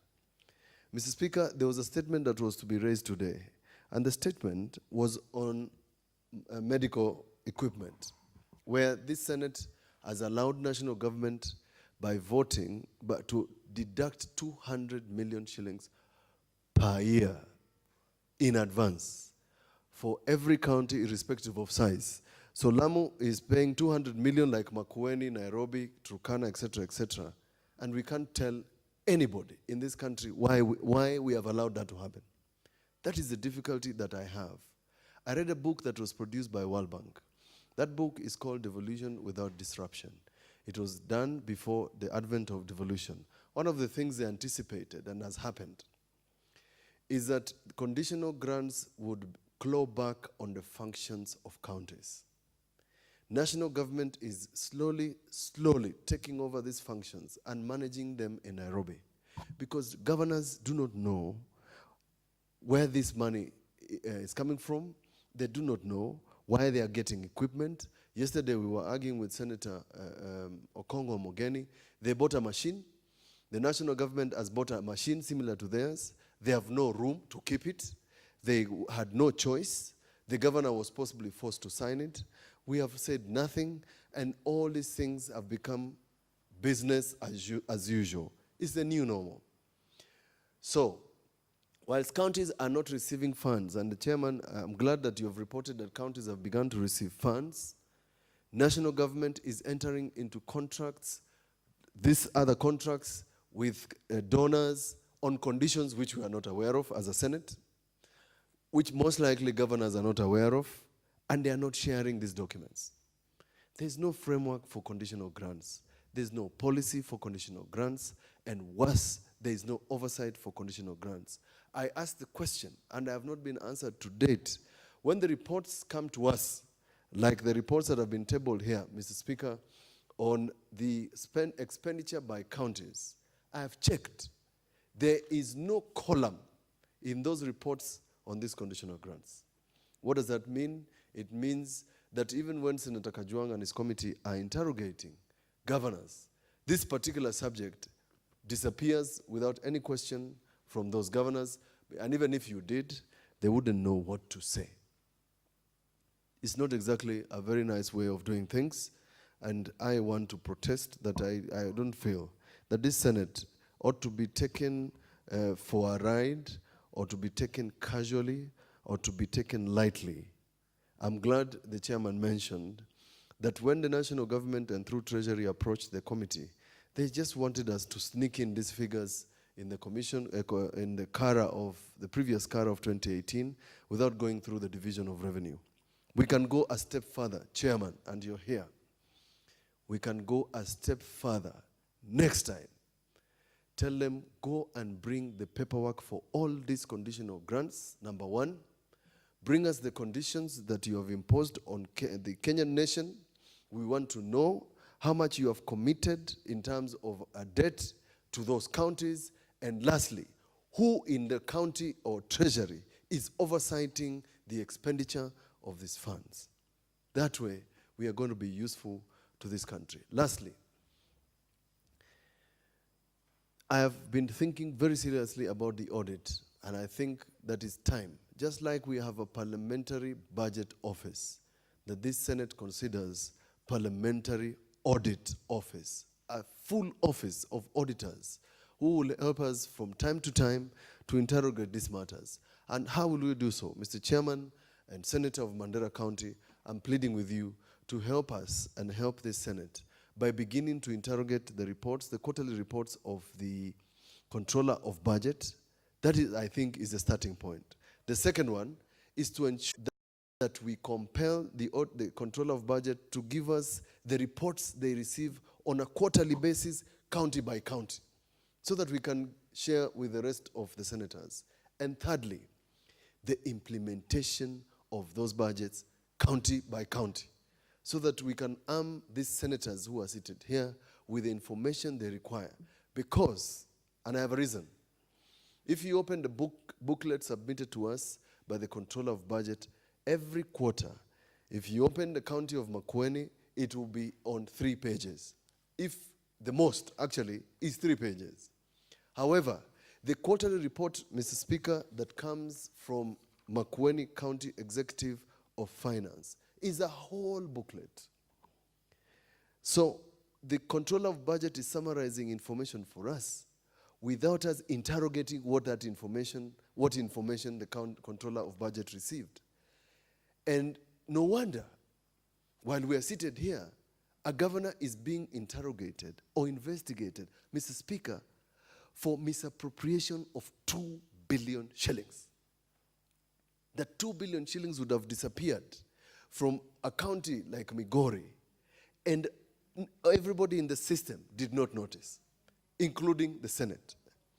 Mr. Speaker, the clause in the Constitution, the article in the Constitution that allows the stoppage of funds to counties should be applied. And it can only be applied, Mr. Speaker, once the information is in the Senate and we can interrogate it.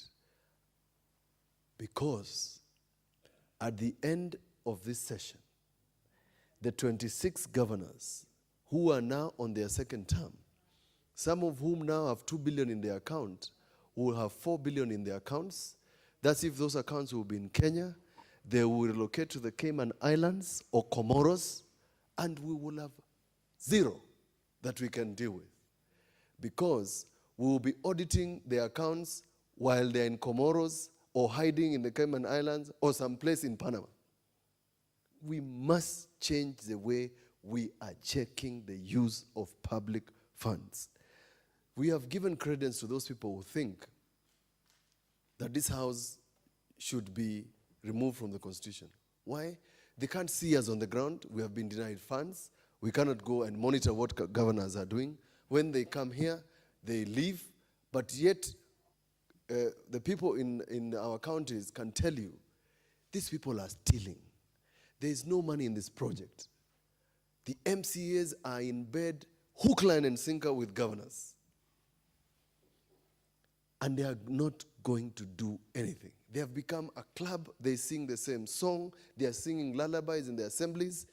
If the controller of budget, for example, did not bother to copy me with the objections on the budget of Makueni County on things that she found absolutely out of touch or tune with public finance management, I would not have known that the county of Makueni has put in budgets on things that they cannot explain. That is the problem about not interrogating these people. If we need to empower the control of budget to do more, Mr. Speaker, I think we can do so. But Mr. Speaker, to stand up here on 15th of November and to say, I support, please give counties more money, let's make sure we have prudent use of resources, Mr. Speaker, I must say, is an extreme waste of our time, public funds, and our brains in doing this sort of thing, which has nothing. We are passing something we do not know. We are passing something we have no information on. They say information is power. This Senate has no power, has no information, and what we are doing, Mr. Speaker, unapologetically, is doing conveying of things. This is like a tunnel of information for Treasury. We must say no to this. Because if we don't say no to this Senator Mahmoud is going to leave, maybe retire or something, and we'll have set no precedent for the third Senate. The first Senate had a difficult time. The second Senate is having even worse time trying to monitor these governors, and it's going to get worse. In the end, devolution will have a bad name. And the reason why, like a county of Makueni, today I have learned that they have received so many delegations. Because when devolution is doing well, Mr. Speaker, we are going to get assistance, we are going to get help. But all these people who are coming to this country will demand that the Senate must show what role they have played in ensuring that their funds are spent well. With those remarks, I beg to support. Thank you.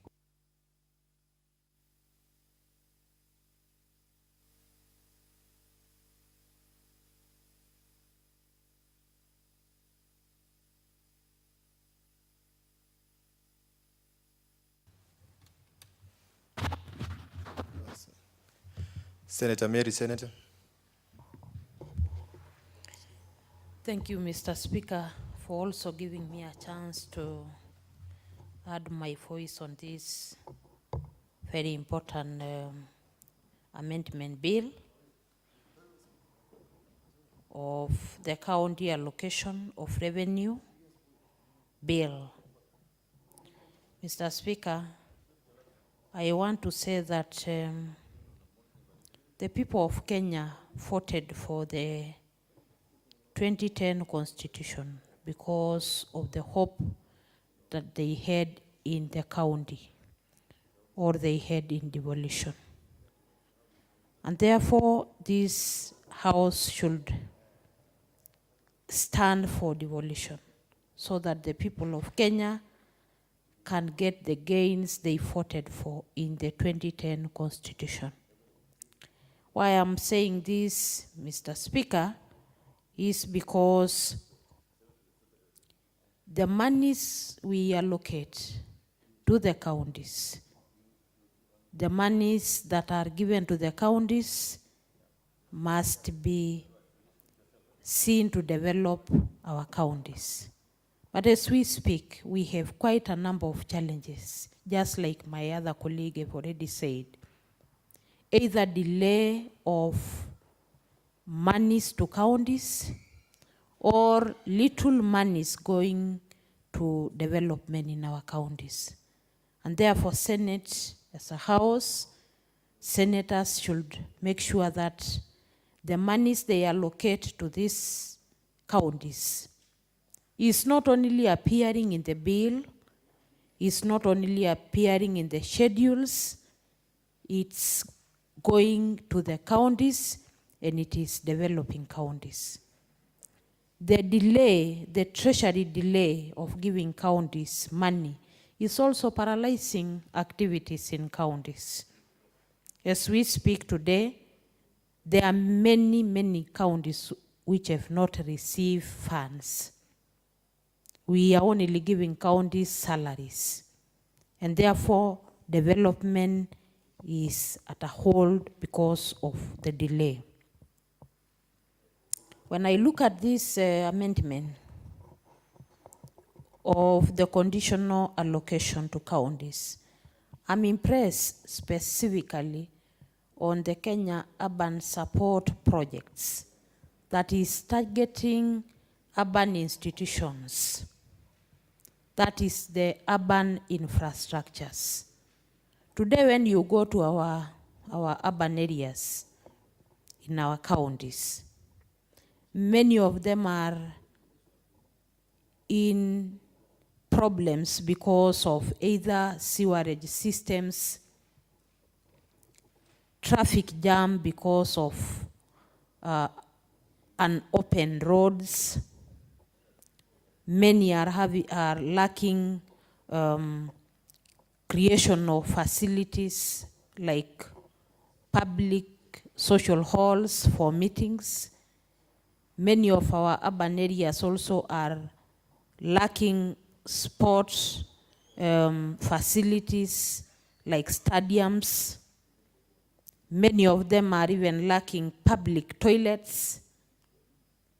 And the big population that is in our urban areas, in our counties, are really suffering.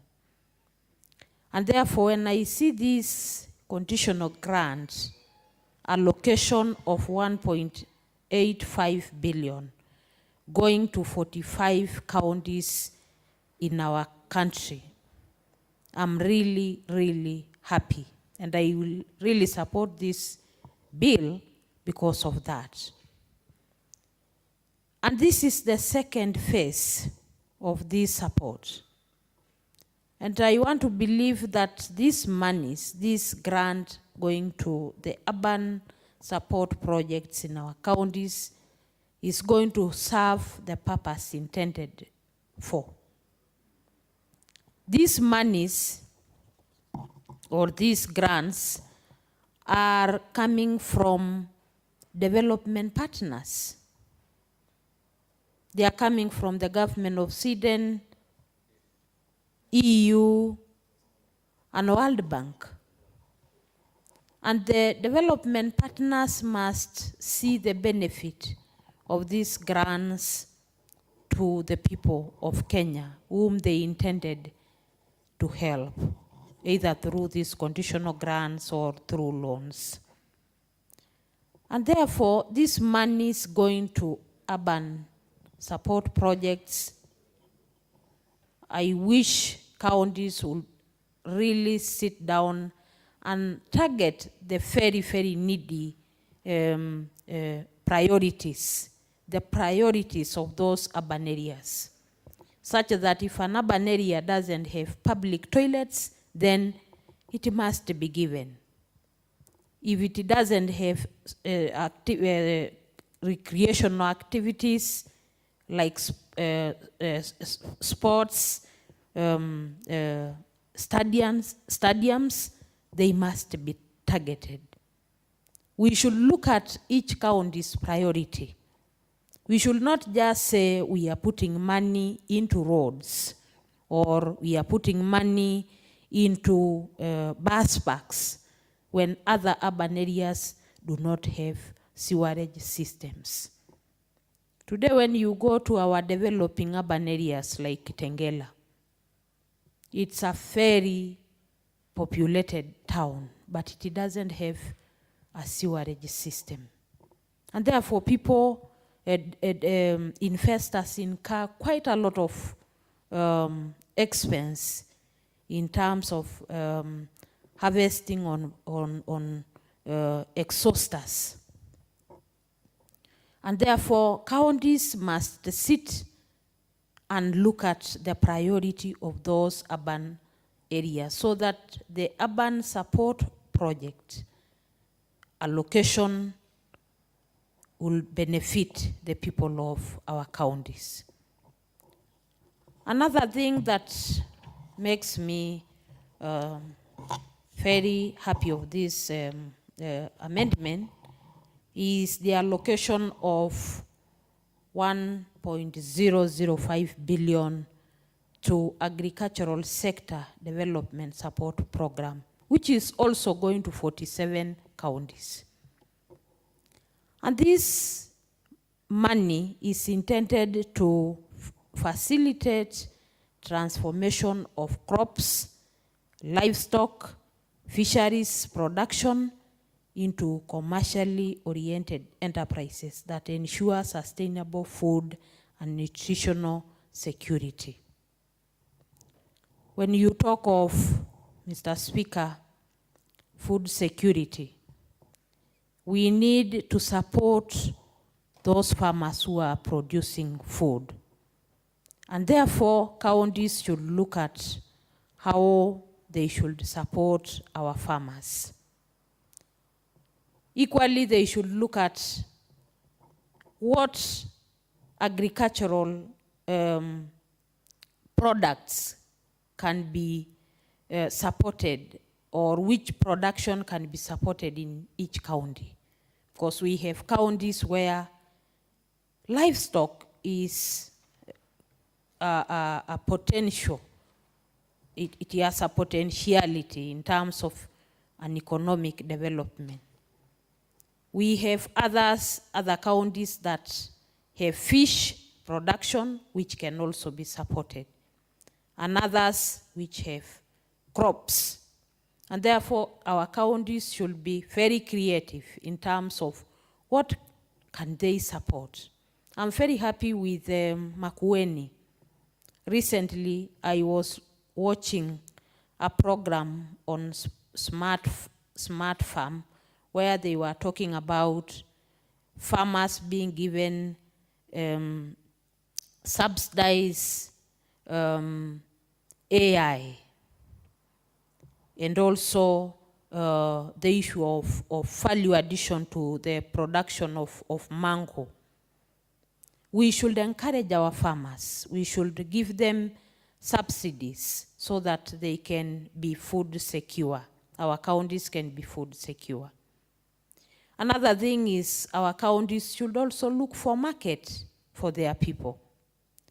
We should also look at even local market. Like, Mr. Speaker, I know you know some sections of our country, like the northeastern part of Kenya, may not be having the much maize we hear in other parts of this country, in some other counties. And so our counties can do an inter-county business to look for market for their people. And therefore, I support this bill, this amendment to the bill, but I also concur with my colleagues that these additional grants, these conditional allocation of grants should also be brought at the right time when the budget is being done, so that when we pass the budget, the counties can also sit and appropriate the real money that is in their budget. Unlike bringing more money and another budget at the middle of the financial year, where counties might not have allocated these monies. And that is where now you get counties spending without even looking at their priorities. Because when you are just given money without a plan, when you are just given money that was initially not in your CIP, then you may end up misappropriating that fund. I also equally concur with my colleagues that Senate should really oversight these funds going to our counties. We should not only give money, but we should also make sure that we follow this money and see that this money is doing its rightfully allocated function. And I also want to urge colleagues, when these reports are brought to this House, they should also scrutinize what projects have been allocated these monies and how much was it allocated, and also to follow up the implementations of these projects. We should also make sure that we look at the development allocation versus the expenditure allocation. A lot of money is going to expenditure rather than development expenditure. And therefore, I support this bill, and I urge colleagues to support, but to make sure that we have corrected the issue of delay of funds to counties.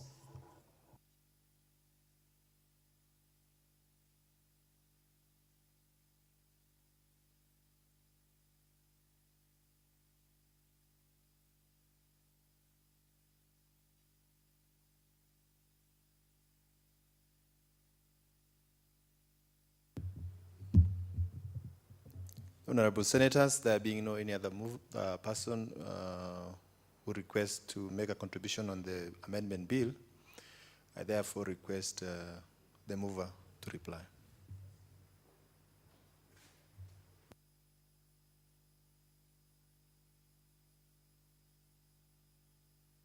So, Speaker, sir, let me thank the members for contributing to this bill very effectively.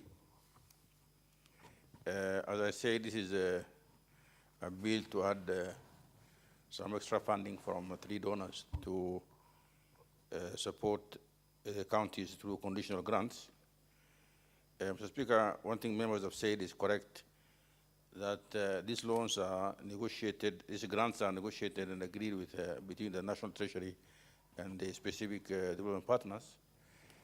And sometimes we in the Senate have no idea of the details of those grants and things. I think going forward as a committee, we will engage Treasury, the External Resource Department of Treasury, so that we understand actually what the mix of these loans, what are the contents. But what I know is the counties, before they get those monies, do engage the various departments of national government and the specific donors, and that's why some monies which are actually in the conditional grants in CARA are not being dispersed, in equal measures to various counties, because they have to meet certain criteria before they get the access to those funds. So with those many remarks, I beg to move. Thank you. And I think I will request that pursuant to Standing Order 613, we defer putting of the question to a later date.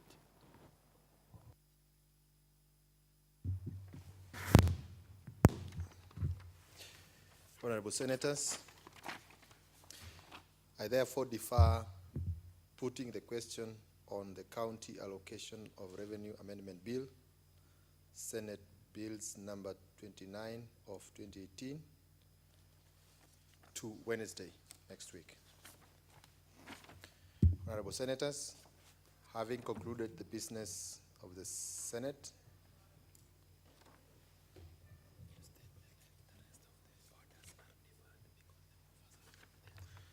Honorable Senators, the rest of the orders are deferred. Honorable Senators, having concluded the business of the day, it's now time to adjourn the House. The Senate therefore stands adjourned until Tuesday, 20th November 2018 at 2:30 p.m.